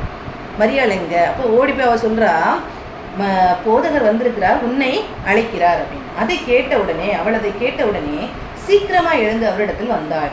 இயேசு இன்னும் கிராமத்துக்குள் வராமல் மார்த்தாள் தம்மை சந்தித்த இடத்திலே இருந்தாள். மார்த்தாள் சந்தித்த இடத்துல இருக்கிறாரு, உள்ள வரல. அவள் மரியாள் போய் கூப்பிட்டுட்டு, அப்பொழுது வீட்டில் இருந்த அனைவரும் என்ன நினைக்கிறாங்க? ஐயோ, லாசருவை வைத்த இடத்துல இவ போய் அழ போறா. ஏன்னா லாசருவை குறித்து ரொம்ப அழுதுட்டு இருக்கா. அப்போ லாசரு கிட்ட போய் அழ போறா அப்படின்னு சொல்லிட்டு எல்லாரும் என்ன செய்யறாங்க? பின்னாலேயே போறாங்க. இயேசு இருந்த இடத்தில் மரியாள் வந்து அவரை கண்டவுடனே அவர் பாதத்தில் விழுந்து என்ன சொல்றாங்க? ஆண்டவரே, நீர் இங்கே இருந்தீரானால் என் சகோதரன் மரிக்க மாட்டான். சேம் ஸ்டேட்மெண்ட் பாருங்க. நீர் இங்கே இருந்தீரானால் என் சகோதரன் என்ன செய்ய மாட்டான்? மரிக்க மாட்டான். இப்போ எந்த ஒரு ஸ்டேட்மெண்ட்டும் அதில் மாற்றமே இல்லை. சேம் ஸ்டேட்மெண்ட் தான் சொல்கிறாங்க. மரியாள் எப்படி சொன்னாங்களோ அதே ஸ்டேட்மெண்ட் தான் இங்கே சொல்கிறாங்க. நீர் இங்கே இருந்திருந்தா என்ன செய்ய மாட்டான்? என் சகோதரன் மரித்திருக்க மாட்டான் அப்படின்னு சொல்லிட்டு சொல்றாங்க. சொன்ன உடனே அவள் அழுகிறதையும் அவளுடைய கூட வந்தவர்கள் யூதர்கள் அழுகிறதையும் இயேசு கண்டபோது ஆவியிலே கலங்கி துயரமடைந்து அவரை எங்கே வைத்திருக்கிறீர் என்றார். ஆண்டவரே வந்து பாரும் என்றார்கள். இங்க பாருங்க, இதுல ஒரு இன்சிடென்ட் நடக்குது பாருங்க. அவ அழுறா, எல்லாரும் அழுறாங்க. இதை பார்த்தபோது கர்த்தருக்கு என்ன வருதுன்னா, அவளுக்கு கண்கள் கலங்கி இயேசுவும் அழுறாரு. இதுதான் அன்பு. மரியாள் அழுகிறத பார்க்கும்போது இயேசுக்கு அழுக வருது. ஏன்னா அவ்வளோ பாசம் மரியாளுக்கு, இயேசு விட்டு அவ்வளோ பாசம். அதுதான் மரியாள் அழுகிறத பார்க்கும்போது இயேசுவால் என்ன செய்ய முடியல, அழாமல் இருக்க முடியல. அவர் அழுறாரு. கண்டிப்பாக நான் சொன்னேன் 11ஆம் வசனத்தில் சொல்லியிருக்கு, அவரை எழுப்ப போகிறேன், லாசருவை எழுப்ப போகிறேன் அப்படின்னு நினச்சி தான் என்ன செய்கிறாரு, வராருங்க. கண்டிப்பாக எழுப்புவாருங்கிறது நிச்சயம். அந்த நேரத்துலையும் ஏன் கர்த்தர் அழுறாரு, ஏன் இயேசு அழுறாரு அப்படின்னா, மரியாள் அழுகிறத அவரால் தாங்கி கொள்ளவே முடியல, அவர் அழுறாரு. திருப்பி பாருங்க, அந்த வசனத்தில் அடுத்து சொல்லியிருக்கோம். திருப்பி அப்பொழுது யூதர்கள் இதோ இவன் இவ்வளவா இருக்கிறான் அப்படின்னு சொல்லிட்டு சொல்லப்பட்டிருக்கு. இவனை குருடனுடைய கண்களை திறந்த இவன் சாகாமல் இருக்க பண்ணியிருக்க கூடாதா, இப்படியெல்லாம் சொல்றாரு. அப்பொழுது இயேசு மறுபடியும் தமக்குள்ளே கலங்கி கல்லையினிடத்தில் வருகிறார். அப்போ இந்த காரியத்தை பார்க்கும்போது நீங்க பாருங்க, மார்த்தாள் சொன்ன காரியமும் சேம் தான் மரியாள் சொன்ன காரியம். ஆண்டவரே நீர் இங்கே இருந்தீரானால் என் சகோதரன் மரித்திருக்க மாட்டான். 2 பேரும் சேம் தான் சொல்றாங்க. ஆனா கர்த்தர் எப்போ தெரியுமா அழுறாரு, இயேசு எப்போ தெரியுமா அழுறாரு, மரியாளுடைய அழுகையை பார்க்கும்போது கர்த்தர் அழுகிறார். மரியாளுடைய அழுகையை பார்க்கும்போது கர்த்தரால் அழாமல் இருக்க முடியல, அப்படி அழுறாரு. சரியா? இதே மாதிரி ஒரு அன்பு நாம் கர்த்தரிடத்துல காட்டுகிறோமா? நாம் கர்த்தரிடத்துல அந்த அன்பை காட்டுகிறோம். எப்படி அவன் அன்பு காப்பிச்சா, வீட்டுக்கு வரும்போது பாதத்திலே உட்கார்ந்துருக்கிறா, என்ன சொல்லுவார் ஆண்டவர் அப்படின்னு சொல்லிட்டு கவனித்து கொண்டு இருக்கிறா, அவருடைய சித்தத்தை செய்கிறதற்கே தன்னை ஒப்பு கொடுத்துருக்கிறா. அப்படிப்பட்ட அந்த மரியாள் என்ன செய்கிறா, அவளுடைய வேலைகள் அவளுடைய காரியங்கள் எல்லாவற்றையும் விட்டு விட்டு கர்த்தரிடத்துல இருக்கிறா. கர்த்தருக்கு அன்பு அவ்வளோத்துக்கு அவகிட்ட இருக்கு. கர்த்தருடைய அன்பு அவள்கிட்ட அவ்வளோத்துக்கு என்ன செய்திருக்கு, வெளிப்பட்டு இருக்கு. அப்படி வெளிப்பட்டதுனால அவளும் என்ன செய்கிறாங்க, இயேசுக்கும் அந்த அன்பு, அவங்களுக்குள்ளால இருக்கிற அன்பு, இந்த அன்பு நமக்கும் கர்த்தருக்கும் இடையில இருக்குதா, நமக்கும் இயேசுக்கு இடையில இருக்குதா? நம்ம இதே அன்பை கர்த்தர்கிட்ட காட்டுறோமா?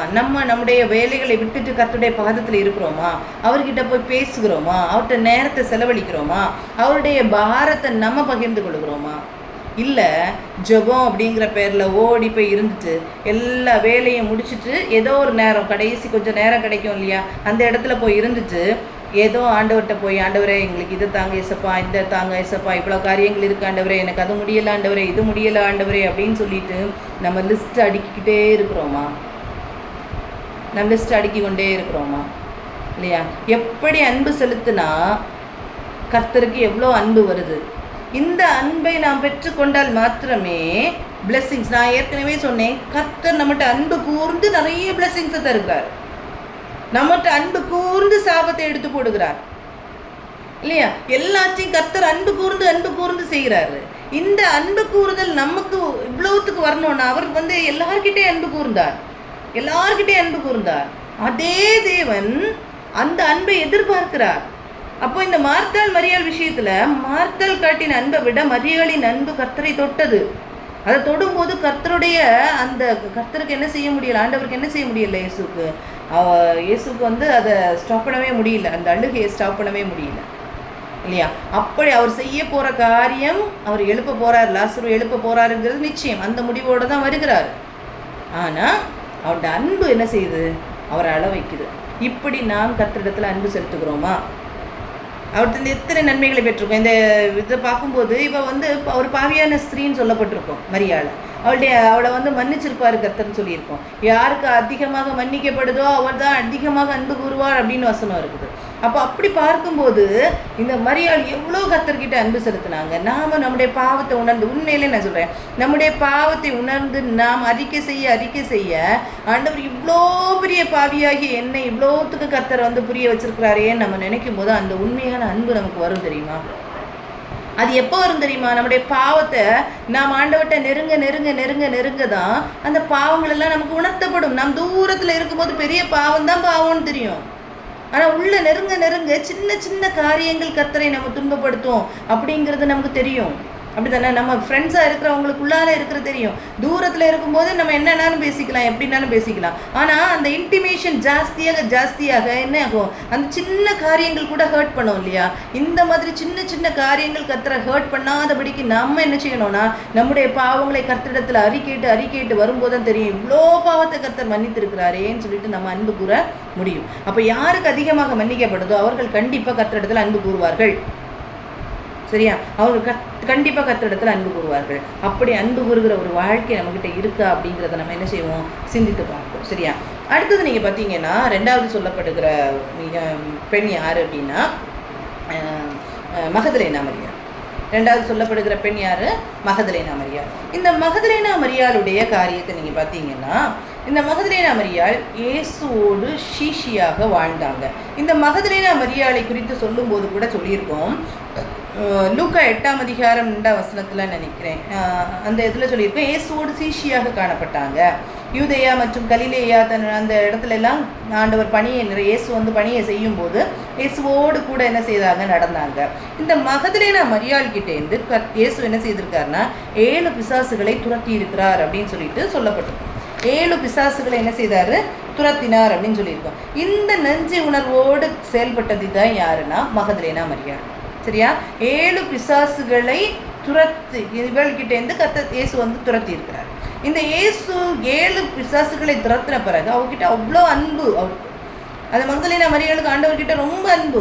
அந்த அன்பின் நிமித்தமாக நன்றியோடு அவள் காணப்படுகிறா பாருங்க. எங்க ஆண்டவர் இயேசு ஊழியம் செய்தாலும் கூடயே போவாங்க. லூக்கா 8ஆம் அதிகாரம் 1 முதல் 3 வரைக்கும் உள்ள வசனங்களை நீங்கள் பார்த்தீங்கன்னா அந்த இடத்துல சொல்லியிருக்கோம். லூக்கா 8ஆம் அதிகாரம் 1 முதல் 3 வரைக்கும் உள்ள வசனத்தில் சொல்லியிருக்கோம். பின்பு அவர் பட்டணங்கள் தோறும் கிராமங்கள் தோறும் பிரயாணம் பண்ணி தேவனுடைய ராஜ்யத்துக்குரிய அந்த செய்தியை கூறி பிரசங்கித்து வந்தார். 12 அவருடனே கூட இருந்தார்கள்.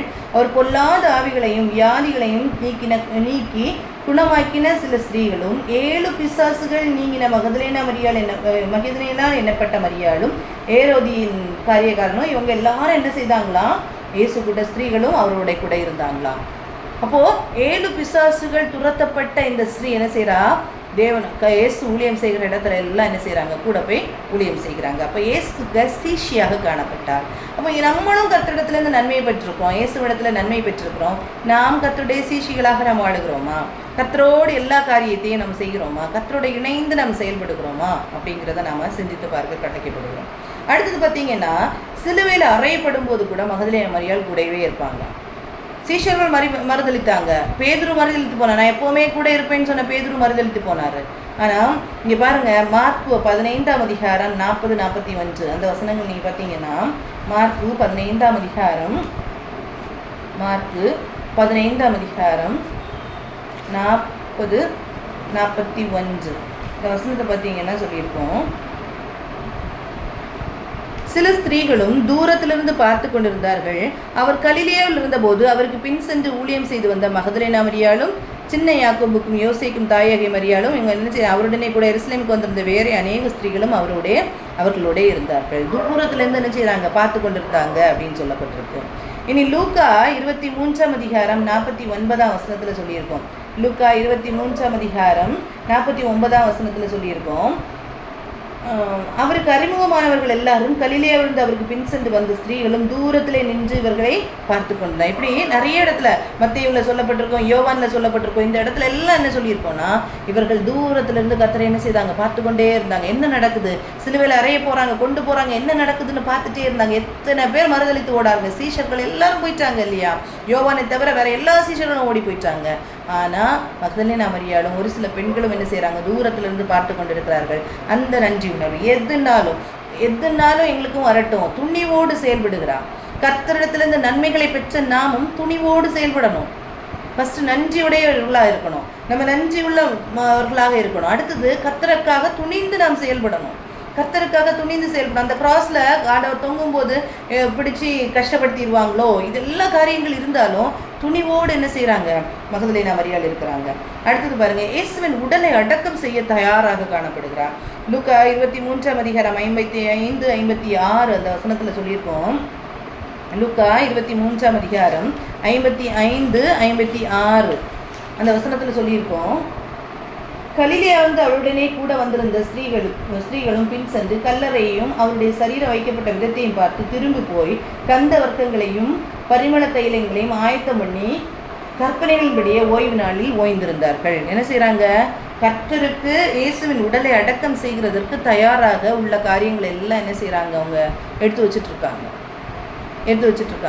அப்படி என்ன செய்கிறாங்கன்னா, இயேசுக்காக எத்தனாலும் செய்யணும், அந்த எப்படி அடக்கம் பண்ணப்படணுமோ அதுக்கு என்னென்ன ஆயத்தங்கள் செய்யணுமோ எல்லாவற்றையும் யார் செய்கிறா?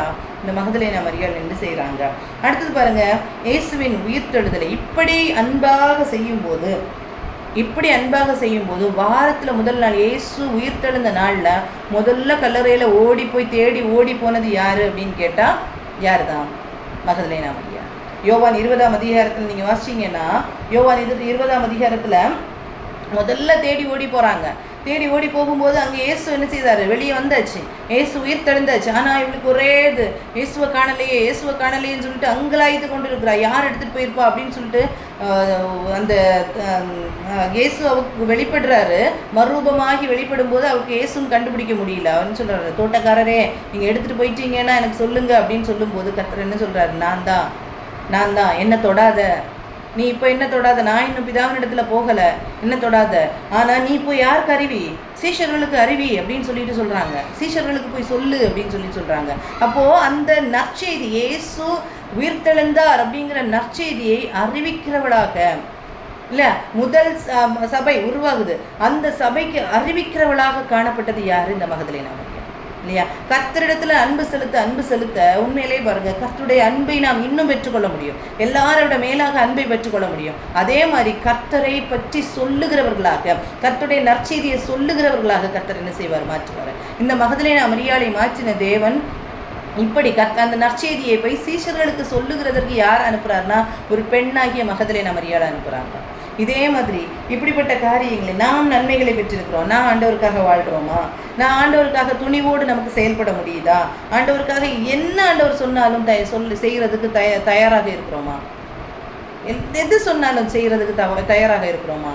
இப்படி நாம் இருப்போமானால் உண்மையா கர்த்தருடைய முதல் வருகையை முடித்து அவர் எழும்பினார் அப்படிங்கிறத அறிவிக்கிறதற்கு மகதலேனா மரியாளை கர்த்தர் பயன்படுத்துவாரானால் நம்மையும் கர்த்தர் பயன்படுத்துவார். நாம் அறிவித்து கொண்டே அவருடைய 2ஆம் வருகையில் அவரை சந்திக்கிறதற்கு நாம் என்ன செய்வோம்? ஆயத்தப்படுவோம். நாமும் ஆயத்தப்பட்டு மற்றவர்களை ஆயத்தப்படுத்துகிற வேலை நம்ம என்ன செய்யணும்? செய்து கொண்டே இருக்கணும். அப்படி இருக்கிறதற்கு கர்த்தர் நம்மளை பலப்படுத்த முடியும். கண்டிப்பாக கர்த்தர் என்ன செய்வார்னா அதை பலப்படுத்துவார். அப்படி செய்கிறதற்கு கர்த்தர் என்ன செய்வார்? பலப்படுத்துவார் நம்மவே. சரியா? இப்படி கர்த்தரிடத்தில் அன்பு செலுத்துகிற ஒரு காரியத்தை நம்ம என்ன செய்யணும்? கர்த்தரிடத்தில் அன்பு செலுத்துகிற ஒரு காரியத்தை நம்ம செய்யணும். நாம் இப்படி செய்கிறோமா அப்படிங்கிறத நாம் சிந்தித்து பார்க்க கடமைப்பட்டிருக்கிறோம். இப்படி நம்ம செய்கிறோமா அப்படிங்கிறத நாம் சிந்தித்து பார்க்க கடமைப்பட்டிருக்கிறோம். சரியா? இன்னும் ஒரு இன்சிடென்ட் எனக்கு ஞாபகம் வருது. அந்த இன்சிடென்ட் நான் சொல்கிறேன். உண்மையிலேயே எனக்கு ரொம்ப அது பிடிச்ச ஒரு காரியம், ரொம்ப பிடிச்ச காரியம். இன்னொரு நாள் நம்ம வேணால் அதை ஆட் பண்ணிக்கலாம். ஆனாலும் பாருங்கள், மத்தேயு 8ஆம் அதிகாரம் நினைக்கிறேன். மத்தேயு 8ஆம் அதிகாரத்தில் ஒரு மனுஷன் இருக்கான் பாருங்க. ஒரு குஷ்டரோகி இருக்கிறாரு. இயேசு மலை பிரசங்கத்தை முடிச்சுட்டு அங்கேருந்து இறங்கி வர்றாரு. அங்கே திரளான ஜனங்கள் அவருக்கு பின் சென்றிருக்காங்க. மலை பிரசங்கத்தில் எல்லா காரியத்தையும் சொல்கிறேன். நான் எப்போ சொல்வேன்? மத்தேயு 5, 6, 7 இந்த அதிகாரத்தில் இருக்கிற வசனங்களின்படி நாம் வாழ்ந்தால் நாம் தான் உண்மையான கிறிஸ்தவ வாழ்க்கை வாழுகிறோம். அதில் எந்த ஒரு சந்தேகமும் கிடையாது. அவ்வளவுத்துக்கு நேர்த்தியாக எல்லாமே சொல்லப்பட்டிருக்கோம். அவ்வளவுத்துக்கு நேர்த்தியாக எல்லாமே அங்கே கற்றுக் கொடுக்கப்பட்டிருக்கோம். இந்த காரியத்தை நம்மளால் என்ன செய்ய முடியும்? மத்தேயு 5, 6, 7 வைத்து நம்ம என்ன செய்யணும்? நம்ம தியானிக்கணும். நம்ம அப்படி வாழணும்னு சொல்லிட்டு நம்ம என்ன செய்யணும்? அதுக்கு கூட நம்முடைய ஸ்டாண்டர்டை கீப் பண்ணி பார்க்கணும். மற்றவர்களுக்கு கூட அல்ல. மத்தேயு 5, 6, 7 படி நம்ம வாழுகிறோமாங்கிறத நம்ம செக் பண்ணி பார்த்துக்கிட்டா தெரியும் நம்ம கரெக்டாக இருக்கிறோமாங்கிறது தெரியும். ஸோ இந்த காரியத்தை முடித்துட்டு 8ஆம் அதிகாரத்தில் வரும்போது பாருங்கள், ஒரு குஷ்டரோகி ஒரு மனுஷன் வாரான். ரொம்ப எனக்கு பிடிச்ச ஒரு காரியம் என்ன தெரியுமா? அந்த குஷ்டரோகி அவரை பார்த்து சொல்கிறாரு, ஆண்டவரே உமக்கு சித்தமானால் என்னை சுத்தமாக்க உம்மால் ஆகும் என்றான். நீங்கள் பாருங்கள், இந்த குஷ்டரோகிக்கு நல்லா தெரியும் ஆண்டவரால் சுத்தம் பண்ண முடியும், என்ன சுகமாக்க முடியும் அப்படிங்கிறது தெரியும் இல்லையா? என்ன சுகமாக்க முடியுங்கிறது இந்த குஷ்டரோகிக்கு தெரியும். அதனால தான் போகிறாரு. ஆனாலும் அவர் கேட்குறது என்ன தெரியுமா? ஆண்டவரே உமக்கு சித்தமானால் என்ன சுத்தமாக்குங்க. யோசிச்சு பாருங்க, அந்த குஷ்டரோகிக்கு அந்த நாட்களில், இயேசு வாழ்ந்த நாட்களில் அவர் தீட்டுப்பட்ட ஒரு மனுஷனாக இருந்தார். தீட்டுப்பட்ட வாழ்க்கை யாரும் ஏற்றுக்கொள்ள மாட்டாங்க. அவன் குஷ்டரோகியாக இருந்தால் வீட்டுக்காரங்களும் ஏற்றுக்கொள்ள மாட்டாங்க. வீட்டிலேருந்து வெளியே ஒதுக்க வைக்கப்பட்டிருக்கும். எந்த ஒரு காரியத்தையும் அவர் என்ன செய்ய முடியாது. குஷ்டரோகிகளை வெளியில் உட்கார வச்சுட்டு அப்படியே கொஞ்ச நாள் சாப்பாடு கொடுப்பாங்க. சாப்பாடு கொடுக்கலன்னா அப்படியே அவங்க அங்கே செய்வாங்க, அங்கேயே உடம்பு அழுக்கி அங்கேயே செத்து போவாங்க. அதான் அன்னைக்குள்ள காலம். அதனால தான் குஷ்டரோகிகள் இயேசுவை பார்த்தோன்னா ஓடி ஓடி ஓடி ஓடி வருவாங்க. இவர் பாருங்க, இவர் கேட்குற அந்த ஒரு நிலைமையில கூட கேட்குறாரு, ஆண்டவரே உமக்கு சித்தமானால் என்னை சுத்தமாக்கும், உமக்கு சித்தமானால் என்னை சுத்தமாக்கும். யோசிச்சு பாருங்க, எவ்வளோ அன்பு இருந்திருக்கணும் இல்லையா? எவ்வளோ அன்பு இருந்திருக்கும், எவ்வளோ நம்பிக்கை இருந்திருக்கணும் அவர்கிட்ட. ஆண்டவரே உமக்கு சித்தமானால் என்னை சுத்தமாக்குங்க, உமக்கு சுத்தமாக்க முடியும், என்னை சுத்தமாக்க முடியும். ஆனால் உங்களுடைய சித்தம் என்ன, அதை நீங்கள் செய்யுங்கன்னு கேட்குறாரு. நம்முடைய வாழ்க்கையில் நமக்கு கேட்க முடியுதா அப்படி? அப்போ கர்த்தர் என்ன செய்கிறார், இயேசு என்ன செய்கிறார் பாருங்க. இயேசு தமது கையை நீட்டி அவனை தொட்டு எனக்கு சித்தம் உண்டு சுத்தமாக என்று என்றால் உடனே குஷ்டரோகம் நீங்கி அவன் சுத்தமானான். யோசிச்சு பாருங்க, அவருடைய சித்தத்தின்படி நாம் கேட்டால் கர்த்தர் நன்மையானதை தருவார், அது நிச்சயம். நமக்கு அந்த நம்பிக்கை ஏன் வரமாட்டேங்குது? நமக்கு ஏன் அந்த நம்பிக்கை வரமாட்டேங்குது? கர்த்தாவே உனக்கு சித்தமான எனக்கு தந்தா போதும் அப்படின்னு சொல்லிட்டு தைரியமாக நம்மக்கிட்ட எந்த ஒரு காரியமாக இருக்கட்டும், அவனுக்கு எவ்வளோ ஒரு நீடட் திங் தெரியுமா? அது நீடட் ஆசீர்வாதம் தெரியுமா? அந்த குஷ்டரோகத்திலேருந்து விடுதலையான அவன் நார்மலாக ஆசாரியன்ட்ட போய் தன்னை காமித்து கொள்ளணும். இந்த உலகத்தில் அவர் என்ன செய்யலாம், நல்லா வாழலாம். ஆனால் அந்த நேரத்தில் கூட அவர் கேட்குறாரு, ஆண்டவரே உனக்கு சித்தமானால் என்ன சுத்தமா. நமக்கு இப்படி அர்ப்பணிக்க முடியுமா? இவ்வளோ நன்மைகளை பெற்றிருக்கிறோமே ஆண்டவர்கிட்ட, ஏன் நம்மளால் அப்படி அர்ப்பணிக்க முடியல? எந்த ஒரு காரியமாக இருக்கட்டும், பிள்ளைகளுடைய படிப்பாக இருக்கட்டும், நம்முடைய ஹெல்த்தாக இருக்கட்டும், நம்முடைய ஃபினான்ஸாக இருக்கட்டும், எதுவாக இருக்கட்டும், ஆண்டவரே உமக்கு சித்தமானால் என்னை சுத்தமாக்குங்க, எனக்கு இது உமக்கு சித்தம்னா எனக்கு இதை செய்யுங்க ஆண்டவரே அப்படின்னு சொல்லிட்டு நம்மளை அர்ப்பணித்து நம்ம கட்டங்க. ஏன்னா குஷ்டரோகங்கிறது ஒரு நல்ல ஒரு நிலைமையில் அவர் இல்லை, கஷ்ட நிலைமையில் இருக்கிறாரு. அந்த கஷ்டமான நிலைமையில இருந்துட்டோம், கர்த்தருடைய சித்தத்துக்காக நிற்கிறார் இல்லையா? அப்படி நமக்கு நிற்க முடியுதா? அப்படி நிற்க முடிகிறவர்களாக நம்ம இருந்தோமானால் உண்மையிலே நம்மளை கர்த்தர் ஆசீர்வதிப்பார். உண்மையிலே கர்த்தர் நம்மளை ஆசீர்வதிப்பார். அவர் என்ன செய்கிறார், கையை நீட்டி தொட்டு, இயேசு அந்த நாட்களில் ஒரு குஷ்டரோகியை தொட்டு அவர் தீட்டுப்பட்டவராய் அவர் மாற்றப்படுவார். யாரு குஷ்டரோகியை தொடுறாங்களோ அவர் தீட்டுப்பட்டவராக மாற்றப்படுவார்.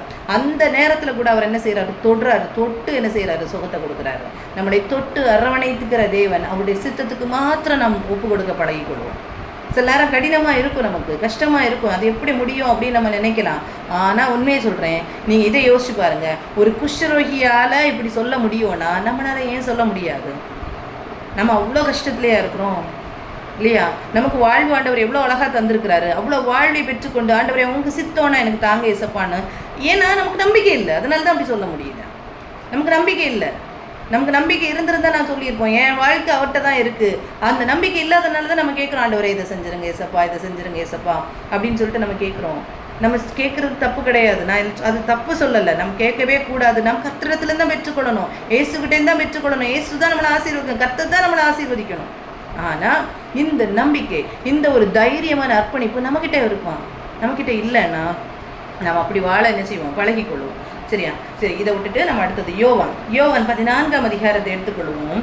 எப்படி அழகாக கர்த்தர் சொல்கிறான்னு பாருங்கள். யோவான் 14ஆம் அதிகாரம், இந்த 14, 15, 16 இந்த அதிகாரங்கள் நீங்கள் வாசித்து பார்த்தீங்கன்னா ஆண்டோடைய அன்பு அவ்வளோத்துக்கு விளங்கும். இயேசு கடைசி நாட்களில் இயேசு சிலுவையில் நான் அறையப்பட போகிறேன், அதுக்குள்ள நாட்கள் ஆயிடுச்சு அப்படிங்கிறது அவருக்கு தெரியுது. அப்போ அவர் என்ன செய்கிறாருன்னா, யோவான் 14ஆம் அதிகாரத்தில் அவர் சொல்லியிருப்பார், 21ஆம் வசனத்துலேருந்து பாருங்கள். யோவான் 14:21 அந்த வசனத்தை சொல்லியிருக்கோம், என் கற்பனைகளை பெற்றுக்கொண்டு அவைகளை கை கொள்ளுகிறவனே என்னிடத்தில் அன்பாயிருக்கிறான், என்னிடத்தில் அன்பாயிருக்கிறவன் என் பிதாவுக்கு அன்பாயிருக்கிறான், நானும் அவனின் அன்பாயிருந்து அவனுக்கு என்னை வெளிப்படுத்துவேன் அப்படின்னு சொல்லுவேன். அப்போது ஏன் கற்பனைகளை பெற்றுக்கொள்ளணும், அதை கை கொள்ளணும், அவன் தான் என்னிடத்துல அன்பாக இருக்கிறான் அப்படின்னு சொல்கிறாரு. நானும் அவன்கிட்ட அன்பாக இருப்பேன், என் பிதாவும் என்ன செய்கிறாரு, அந்த அன்பை இது பண்ணுவார் அப்படின்னு சொல்கிறார். அடுத்தது பாருங்கள், 23ஆம் வசனத்தில் இயேசு அவனுக்கு பிரதியுத்தரமாக, ஒருவன் என்னின் அன்பாக இருந்தால் அவன் என் வசனத்தை கை கொள்ளுவான், அவனின் என் பிதா அன்பாக இருப்பார், நாங்கள் அவனிடத்தில் அவனோட வாசம் பண்ணுவோம். ஒருவன் என்னில் அன்பாக இருக்கிறான், அவன் என்ன செய்யணும், என் வசனத்தை கை கொள்ளணும் அப்படின்னு சொல்லிட்டு சொல்கிறார். இந்த இந்த இந்த மாதிரி காரியங்களை சொல்லும்போது அவர் வரிசையே சொல்கிறார் பாருங்கள். இதை 25ஆம் வசனத்துல எல்லாம் சொல்லுவார், நான் உங்களுடைய தங்கி இருக்கையில் இவைகளை உங்களுக்கு சொன்னேன், என் நாமத்தினாலே பிதா அனுப்ப போகிற பரிசுத்தாவியாகிய தேற்றவாளனை எல்லாவற்றையும் உங்களுக்கு போதித்து நான் உங்களுக்கு சொன்ன எல்லாவற்றையும் உங்களுக்கு நினைப்பூட்டுவார். நான் போறேன், நான் உங்ககிட்ட இருக்கிறதுனால இதெல்லாம் சொல்லிட்டு இருக்கேன். ஆனா நான் போறேன், போன பிறகு யார் உங்களை கம்ஃபோர்ட் பண்ணுவா? பரிசுத்தாவியானவர் கம்ஃபோர்ட் பண்ணுவாருன்னு சொல்லியிருக்கோம். இதுல 24ஆம் வசனத்தை பாருங்க. என்னில் அன்பாயிராதவன் என் வசனங்களை கை கொள்ள மாட்டான். நம்ம இப்போ வசனத்தை கை கொள்ளலைன்னா கத்திடத்துல அன்பு இல்லைன்னு அர்த்தம். நம்ம கத்திடத்துல அன்பா இல்லைன்னு அர்த்தம். அப்படி அன்பா இல்லாம இருந்தோம்னா நம்ம என்ன செய்ய மாட்டோம்? கை கொள்ள மாட்டோம். அந்த வசனங்களை நம்ம என்ன செய்ய மாட்டோம்? கை கொள்ள மாட்டோம் அப்படின்னு சொல்லிட்டு சொல்லப்பட்டிருக்கிறது. சரியா? அப்போ நாம் அந்த அன்பை நம்ம என்ன செய்யணும்னா கத்திடத்துல என்னில் அன்பா இராதவன் என் வசனங்களை கேட்கணும். வசனத்தை கை கொண்டாதான் கத்திடத்துல அன்பா இருக்கிறோம்னு அர்த்தம். சரியா? அப்படி சொல்லிட்டு தான் சொல்றாரு, நான் போறேன், பிதாவானவர் என்ன செய்வார்? உங்களுக்கு பரிசுத்த ஆவியானவரை அனுப்புவார். அவர் என்ன செய்வார்? எல்லா காரியத்தையும் உங்களுக்கு நினைப்பூட்டி கொண்டே இருப்பார்.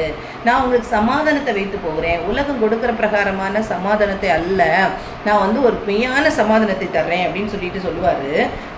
28 இந்த வசனங்களை நீங்கள் வாசிச்சு பாருங்க. 30ஆம் வசனத்தில் பாருங்க. இனி நான் உங்களுடனே அதிகமாய் பேசுவதில்லை. இனி நான் என்ன செய்யல? உங்ககிட்ட அதிகமாக பேசுவதில்லை.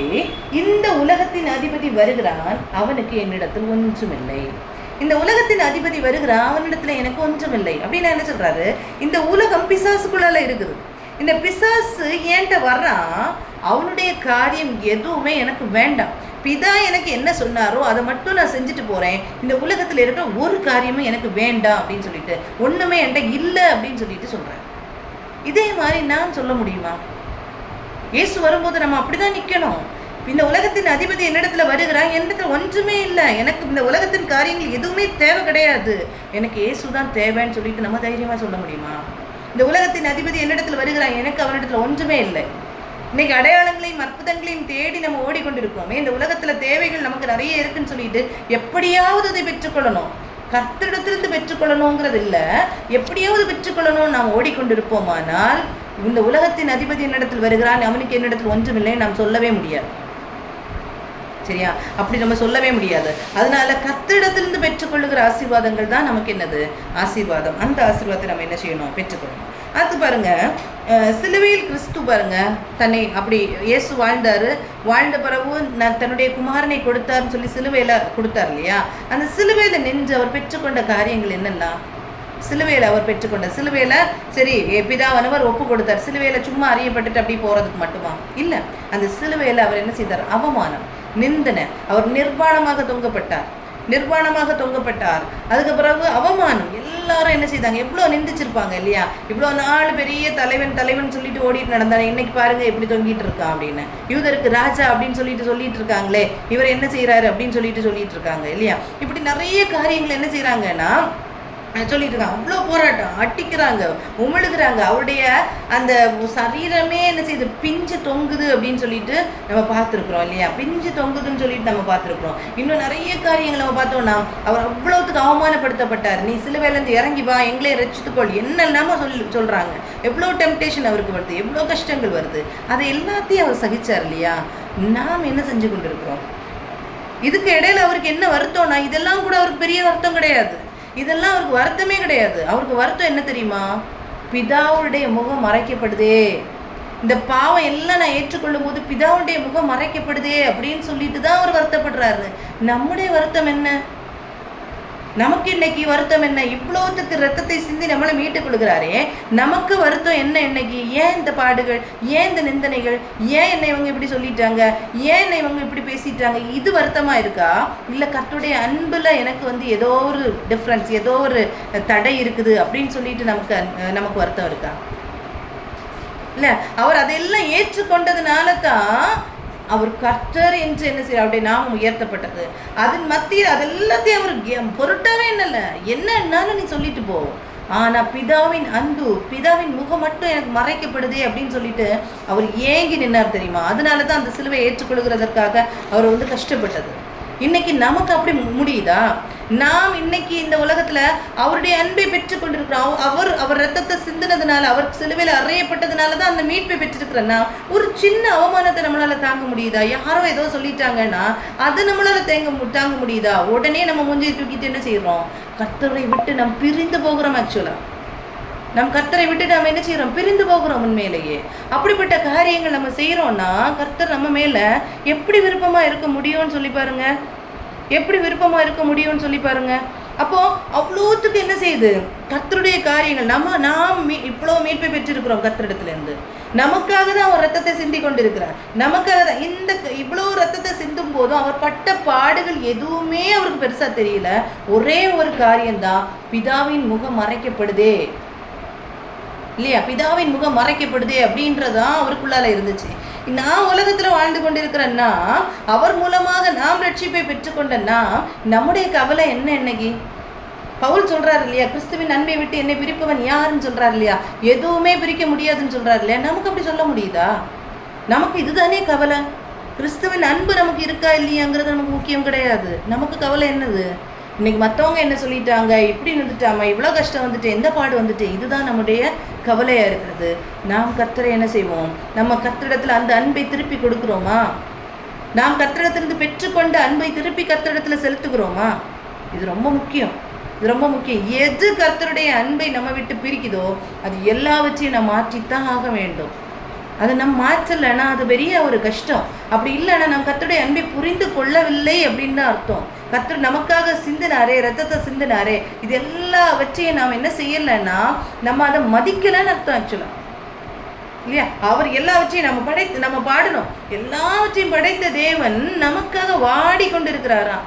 எல்லாவற்றையும் படைத்தனா நீ என்னை விட்டு போயிருக்கியேன்னு சொல்லிட்டு வாடி போயிருக்கிறேன்னு சொல்லி தன்னுடைய சொந்த குமாரனை அனுப்பி இந்த உலகத்துல அவர் நமக்காக ரத்தத்தை சிந்தி இவ்வளோ மீட்பை தந்த பிறகு இந்த மீட்பு முக்கியமா இல்லை நமக்கு வர்ற கஷ்டங்கள் பெருசா?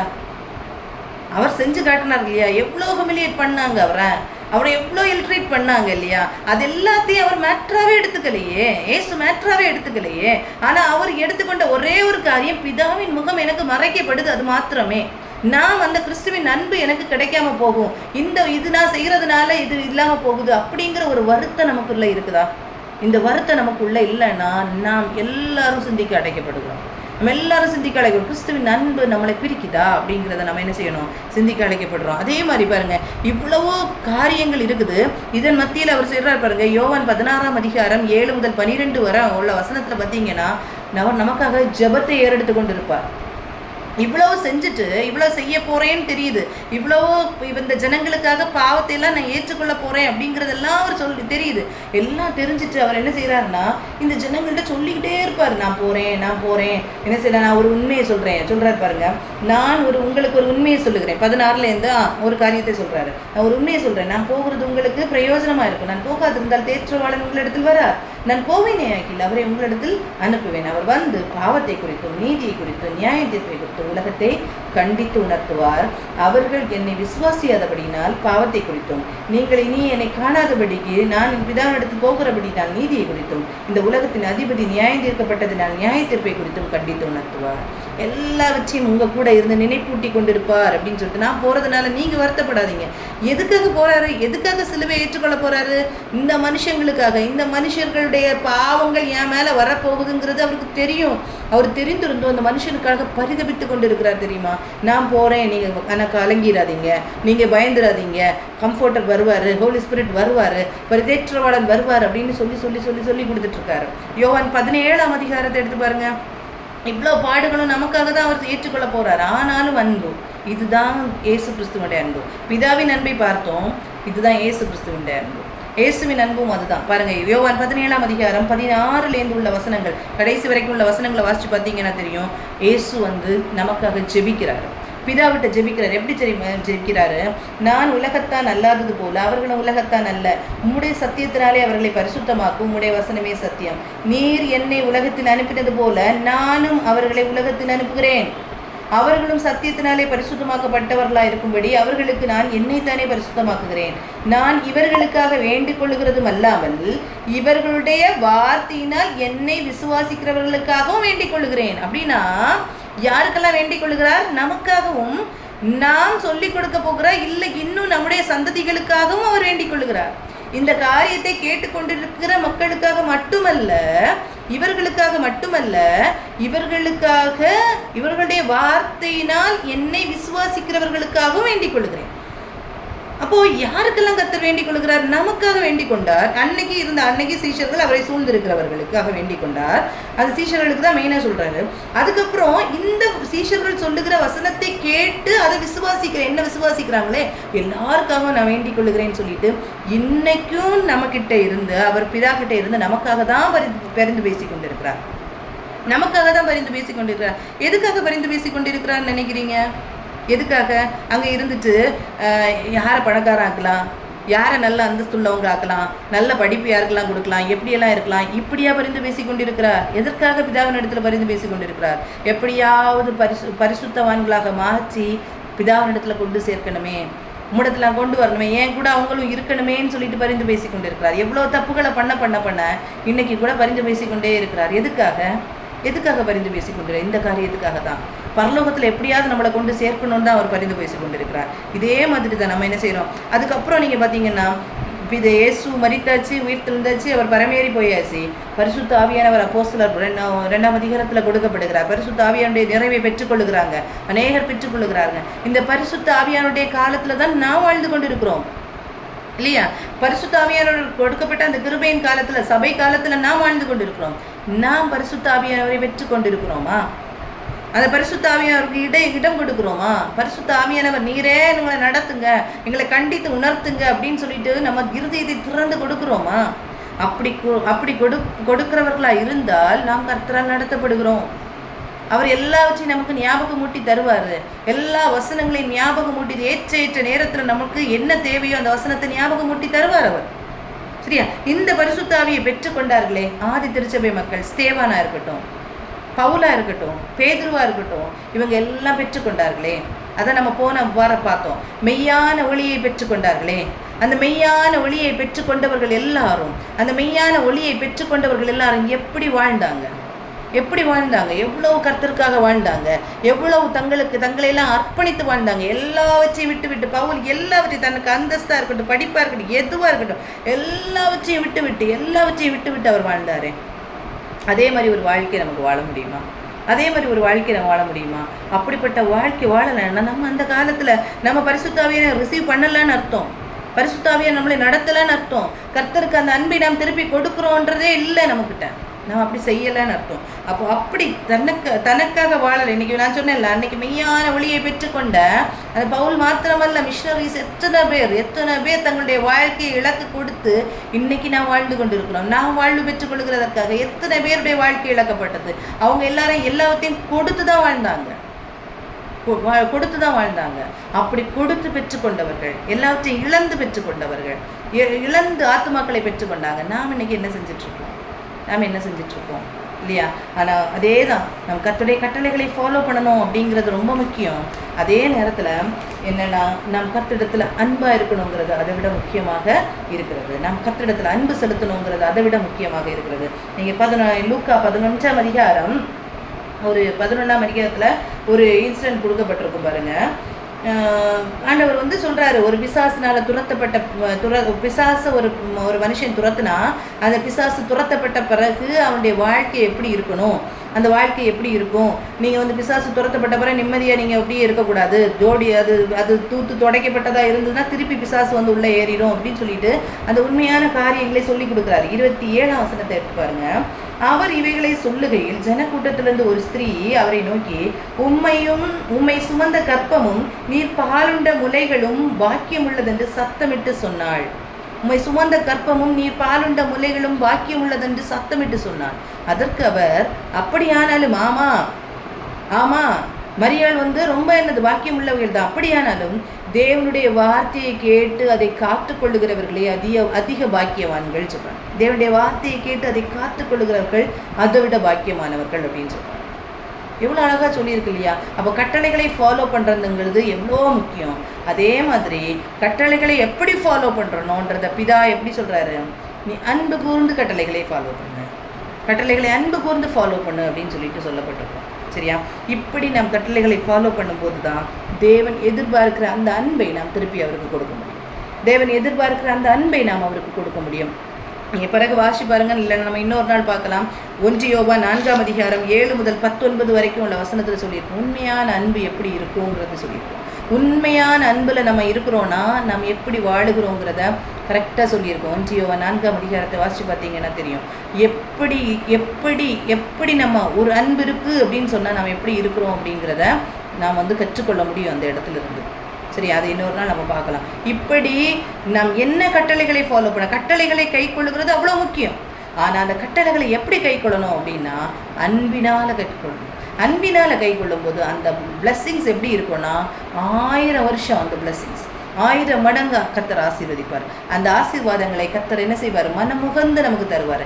இந்த ஆசீர்வாதத்தை நாம் பெற்றுக்கொள்ளணும். தேவன் எதிர்பார்க்கிற அந்த அன்பை நாம் என்ன செய்வோம்? கர்த்தருக்கு கொடுப்போம். அப்படி நம்ம கொடுக்கலன்னா நம்மளே ஆராய்ந்து பார்ப்போம். நாம் அப்படி கொடுக்கும்போது ஆட்டோமேட்டிக்காக அந்த ஆசீர்வாதங்கள் நம்ம மேலே என்ன செய்யும்? சேரும். இந்த வார்த்தையினால கர்த்தர் நம்மை ஆசீர்வதிப்பார். கர்த்தரத்தை அன்பு செலுத்தி வாழ நம்ம என்ன செய்வோம்? பழகிக்கொள்வோம். ஜெபிக்கலாமா? ஸ்தோத்திரம் கர்த்தாவே, ஸ்தோத்திரம் ராஜாவே, ஸ்தோத்திரம் அப்பா. எத்தனையோ பேருக்கு கொடுக்கப்படாத நல்ல பாக்கியத்தை அப்பா நீர் எங்களுக்கு தந்தீரேப்பா. உமக்கு நன்றி செலுத்துக்கிறோம் தகப்பனே. உமக்கு ஸ்தோத்திரம் ராஜாவே. உம்முடைய அன்புக்காக ஸ்தோத்திரம், உம்முடைய இரக்கத்துக்காக ஸ்தோத்திரம் ராஜாவே. உம்முடைய நடத்துதலுக்காக ஸ்தோத்திரம் தகப்பனே. அப்பா ஆண்டவரே, உம்முடைய அன்பை நாங்கள் பெற்றுக்கொண்ட நாங்கள் ராஜாவே அப்பா எங்களுடைய வாழ்க்கையில் ஆண்டவரே அப்பா ஆண்டவரே அன்பை உம்மிடத்தில் நாங்கள் திருப்பி காமிக்கிறோமாங்கிறது ஆண்டவரே நாங்கள் சிந்தித்து பார்க்க அழைக்கப்படுகிறோம் ராஜாவே. அப்பா இந்த 2 நாட்களில் நாங்கள் இருக்கிறோமே தகப்பனே ஆண்டவரே. உம்முடைய சிலுவையின் அன்பை ஆண்டவரே அப்பா நாங்கள் ருசிக்கிற இடத்துல நாங்கள் இருக்கிறோமே தகப்பனே.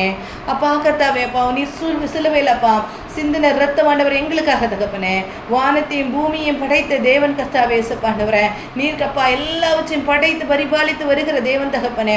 அப்பா ஆண்டவரே அப்பா நாங்கள் கர்த்தாவே ஆண்டவரே அப்பா உம்மிடத்தில் அன்பை காட்டலான தகப்பனே. உம்முடைய முகம் வாடி போகிறதே தகப்பனே அப்பா ஆண்டவரே. நீ எப்படி சொல்லுகிறீரே ராஜாவே. அப்படி இருக்கிற ஆண்டவரே உம்மிடத்தில் அன்பை காட்டி தகப்பனே உம்முடைய கட்டளைகளை நாங்கள் ஃபாலோ பண்ணுறதுக்குள்ள கிருபை தாங்கப்பா. அப்பா அந்த பிதாவின் அன்பு தகப்பனே எவ்வளவு ஆண்டவரை முக்கியமாக இருக்கிறதப்பா. உம்மிடத்திலிருந்து அந்த அன்பு எவ்வளவாய் வெளிப்படுகிறதப்பா. தன்னுடைய சொந்த குமாரன் என்று பாராமலப்பா இந்த ஜனங்கள் ஆண்டவரே அப்பா ஆண்டவரை மீட்பில்லாதபடிக்கு இருக்கிறார்களே என்று சொல்லி அப்பா தன்னுடைய சொந்த குமாரனை தந்தவரல்ல நம்முடைய பிதாவானவர். அவருடைய அன்பு எவ்வளவு முக்கியமா அந்த கிறிஸ்துவின் அன்பை நாம் பெற்றுக்கொள்கிறோமே.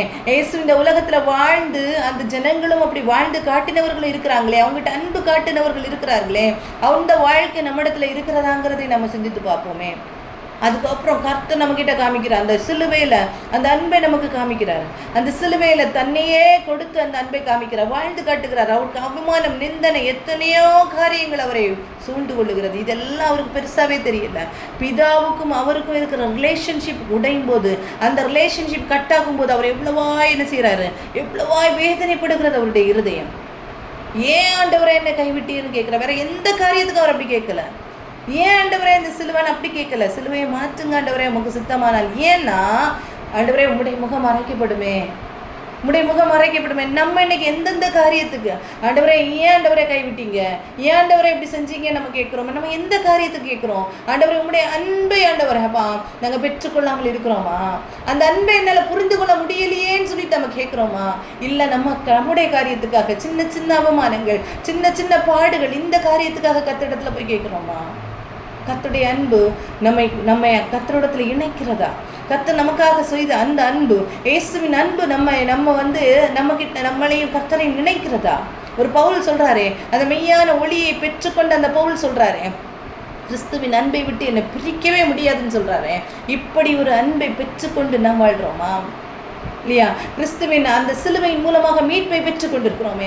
இந்த மீட்பை பெற்றுக்கொண்ட நாம் உண்மையிலேயே பவுல் வாழ்ந்தது போல, இல்லை ஒரு பேதுரு வாழ்ந்தது போல, இல்லை ஒரு யோவான் வாழ்ந்தது போல கடைசி மட்டும் இதில் ஒவ்வொரு சீஷர்களும் எவ்வளவுத்துக்கு அடிக்கப்பட்டு நொறுக்கப்பட்டார்கள். தோமா இந்த இடத்துல அனுப்பப்பட்டாரே.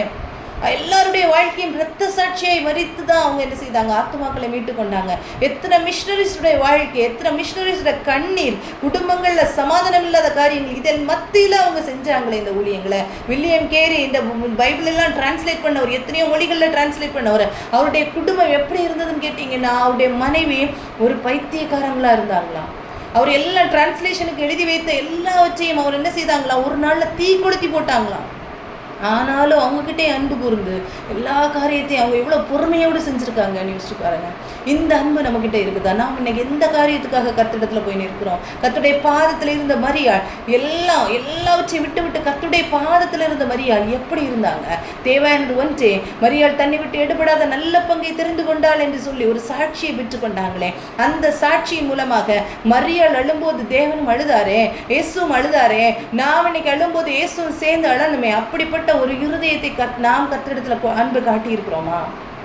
மகதலேனா மரியாள் கிட்ட கர்த்தர் சொல்றாரு, நீ போய் இந்த சுவிசேஷத்தை அறிவின்னு சொல்லிட்டு நாம் கர்த்தருடைய பணியை செய்கிறதற்கும் கர்த்தருடைய 2ஆம் வருகைக்கு ஜனங்களை ஆயத்தப்படுத்துகிற காரியங்களை செய்கிறதற்கும் கர்த்தர் நம்ம கிட்ட பொறுப்புகளை தர முடியுமா?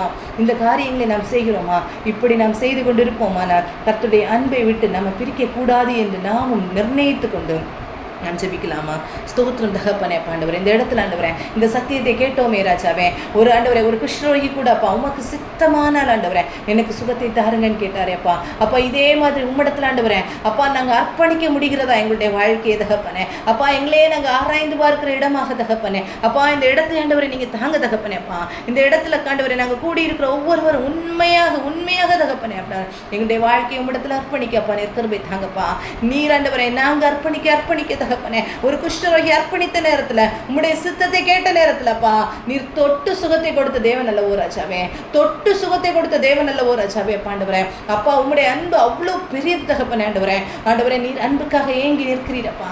சகலத்தையும் படைத்த தேவனப்பா. அப்பா ஆண்டவரே நீர் ஆண்டவரே அன்பாக படைத்த மனுக்குலத்தில் இருந்து அன்பை ஆண்டவரை எதிர்பார்க்கிறீரே ராஜாவே. அந்த அன்பை நாங்கள் கொடுக்கப்பா. நீர் கிருபை தாங்கப்பா ஆண்டவரே. இந்த அன்பு எல்லாவற்றையும் தாங்குமே, எல்லாவற்றையும் சகிக்குமே, எல்லாவற்றையும் நடத்துமே தகப்பனே. அப்பா எங்கள் குடும்பங்கள் ஆண்டவரே எங்கள் குடும்பத்தின் மக்கள் மத்தியில் ஆண்டவரே அப்பா எங்களுக்கு அன்பு இல்லைன்னா தகப்பனே அந்த அன்பை தாங்க தகப்பனே. அந்த ஆத்துமாக்களுக்காக நாங்கள் ஜெபிக்க கிருபை தாங்க தகப்பனே. உண்மை நாங்கள் அறிந்து கொண்டிருக்கிறோம் ஆனால் தகப்பனே அப்பா ராஜாவே எங்கள் குடும்பத்தின் மக்கள் ஆண்டவரை உண்மை அறிந்து கொள்ள வேண்டும் என்று ஆண்டவரே அந்த வாஞ்சியை தாங்க தகப்பனே. அந்த வாஞ்சியை தாருங்க தகப்பனே ஆண்டவரே. நன்றி ராஜாவே, நன்றி தகப்பனே பாண்டவரே. அந்த இருதயத்தை கர்த்தரிடத்தில் நம்ம கேட்போமானால் சகல ஆசீர்வாதமும் அவருக்குள்ளால நாம் பெற்றுக்கொள்ள முடியும். கர்த்தருக்குள்ளால நாம் பெற்றுக்கொள்ள முடியும். இந்த அன்பை நாம் பெற்றுக்கொள்வோமா? இந்த அன்பை கர்த்தர் சொல்றாரு, புதிய உடன்படிக்கையின் அடையாளமாக கர்த்தர் சொல்லப்பட்ட காரியம் என்ன தெரியுமா? முழு இருதயத்தோடு முழு ஆத்மாவோடு கர்த்தரிடத்தில் அன்பு செலுத்தணும்.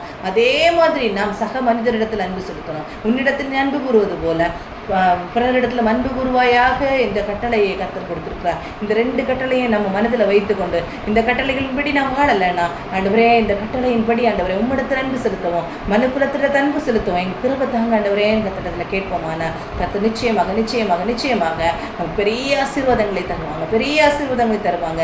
எது நமக்கு கஷ்டத்தை கொடுக்குது? கர்த்தருக்கு அவமானம் அந்த சிலுவையில தொங்கும் போது அவர் நிர்வாணப்படுத்தப்பட்டதோ இல்ல அசிங்கப்படுத்தப்பட்டதோ இல்ல நிந்தனையாக பேசப்பட்டதோ இது எதுவுமே கர்த்தரை கஷ்டப்படுத்தல. அது எவ்வளோ பாடுகள் எவ்வளோ வருத்தங்கள் இருந்த போதிலும் எது தெரியுமா ஏன் என்னை கைவிட்டீன்னு கேட்க வைத்ததுன்னா பிதாவின் முகம் மறைக்கப்பட்ட நேரத்துல மாத்திரமே. இதே மாதிரி கர்த்தருடைய முகம் நாம் பாவம் செய்யும் போது மறைக்கப்படும். அப்படி பாவம் செய்யாதபடிக்கு ஒரு வாழ்க்கை நாம் வாழ்வோமானா கர்த்தரை நாம் சந்தோஷப்படுத்துகிற ஒரு வாழ்க்கை நாம் வாழ முடியுமே. அப்படிப்பட்ட வாழ்க்கை கர்த்தரிடத்துல கேட்போம். ஸ்தோத்திரம் ராஜாவே ஆண்டவரே. அப்பா எங்களை முழுமையாக ஒப்பு கொடுக்குறோம் தகப்பனேப்பா. தேவையோடு வந்திருக்கிற பிள்ளைகள் உண்டப்பா.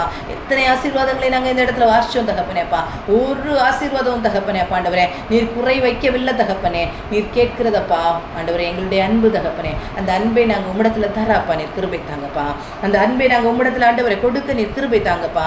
அந்த கிருபையை மாத்திரம் எங்களுக்கு தாங்க ராஜாவே ஆண்டவரே. எங்களை முழுமையாக உங்களுடைய சமூகத்தில் தருகிறோம்ப்பா. நாளைக்கு நடக்கிற ஆண்டவரே ஒவ்வொரு ஆராதனைகளையும் உடைய கரத்தில் தருகிறோம்ப்பா ஆண்டவரே. அப்பா நல்ல ஆராதனை தாங்க தகப்பனே.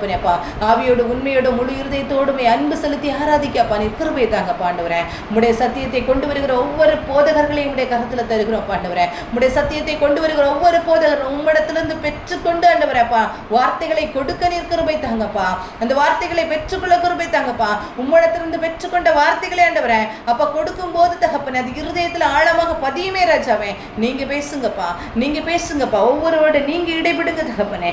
நீங்க இடைவிடுங்க ஆண்டவரே. ஒவ்வொரு வார்த்தைகளையும் கேட்க அவளோடு ஆண்டவரே அப்பா ஒவ்வொரு இருதயம் கடந்து செல்லட்டு தகப்பனே, ஒவ்வொரு இருதயம் கடந்து செல்லட்டு தகப்பனே அப்பா. உம்மிடத்துல இந்த வார்த்தையை பெற்றுக்கொள்ள ஆண்டவரே, அந்த வாஞ்சியோடு போக அப்பா ஆண்டவரே நிற்கிருபைகளை தர வேண்டுமா ஜெபிக்கிற தகப்பனே அப்பா. உமக்கு நன்றி நன்றி நன்றி ராஜாவே, நன்றி தகப்பனே, நன்றி ராஜாவே அப்பா ஆண்டவரே. உமக்கு கொடான கொடி ஸ்தோத்திரங்களை செலுத்துகிற தகப்பனே. உம்முடைய சத்தியத்தை நாங்கள் அறிந்து கொண்ட பாண்டவரே அப்பா, உம்முடைய சத்தியத்தை அறிந்து கொண்டு தகப்பனே உம்முடைய சித்தத்தை செய்கிறவர்களாக நாங்கள் காணப்படப்பா. நிற்கிருபை தர வேண்டுமா ஜெபிக்கிற தகப்பனே. உம்முடைய வசனமே சத்தியம் அப்பா, உம்முடைய வசனமே சத்தியம் தகப்பனே. அதை பரிசுத்த ஆவியானுடைய துணையோடு நாங்கள் பெற்றுக்கொண்டப்பா. எங்களுடைய வாழ்க்கையை நடத்தப்பா. நிற்கிருபைகளை தர வேண்டுமா ஜெபிக்கிறோம் தகப்பனே. எங்களை முற்றுமுடிய தாழ்த்தி உடைய சமூகத்தில் தருகிறோம். குறைகள் குற்றங்கள் எல்லாவற்றையும் மன்னிங்க தகப்பனே அப்பா ஆண்டவரே அப்பா. அலை ஆராதனைகள், அலை குடுகைகள் ஒவ்வொன்றும் அர்த்தமுள்ளதாக நீங்கள் மாற்றி தாருங்கப்பா. ஒவ்வொன்றையும் அர்த்தமுள்ளதாக மாற்றி தாருங்க தகப்பனே. ஒவ்வொன்றையும் அர்த்தமுள்ளதாக மாற்றி தாருங்க தகப்பனே. எங்களை முற்றிலுமாக தாழ்த்தி தருகிறோம்ப்பா. குறைகள் குற்றங்களை மன்னிங்க. நீ பிரேசுமன ஜபத்தை ஏற்றுக்கொள்ள நல்ல பிதாவே, ஆமென். எல்லாரும் சேர்ந்து சொல்லலாம். என் ஆத்துமாவே கர்த்தரை ஸ்தோத்திரி, என் முழுவதுமே பரிசுத்த நாமத்தை ஸ்தோத்திரி.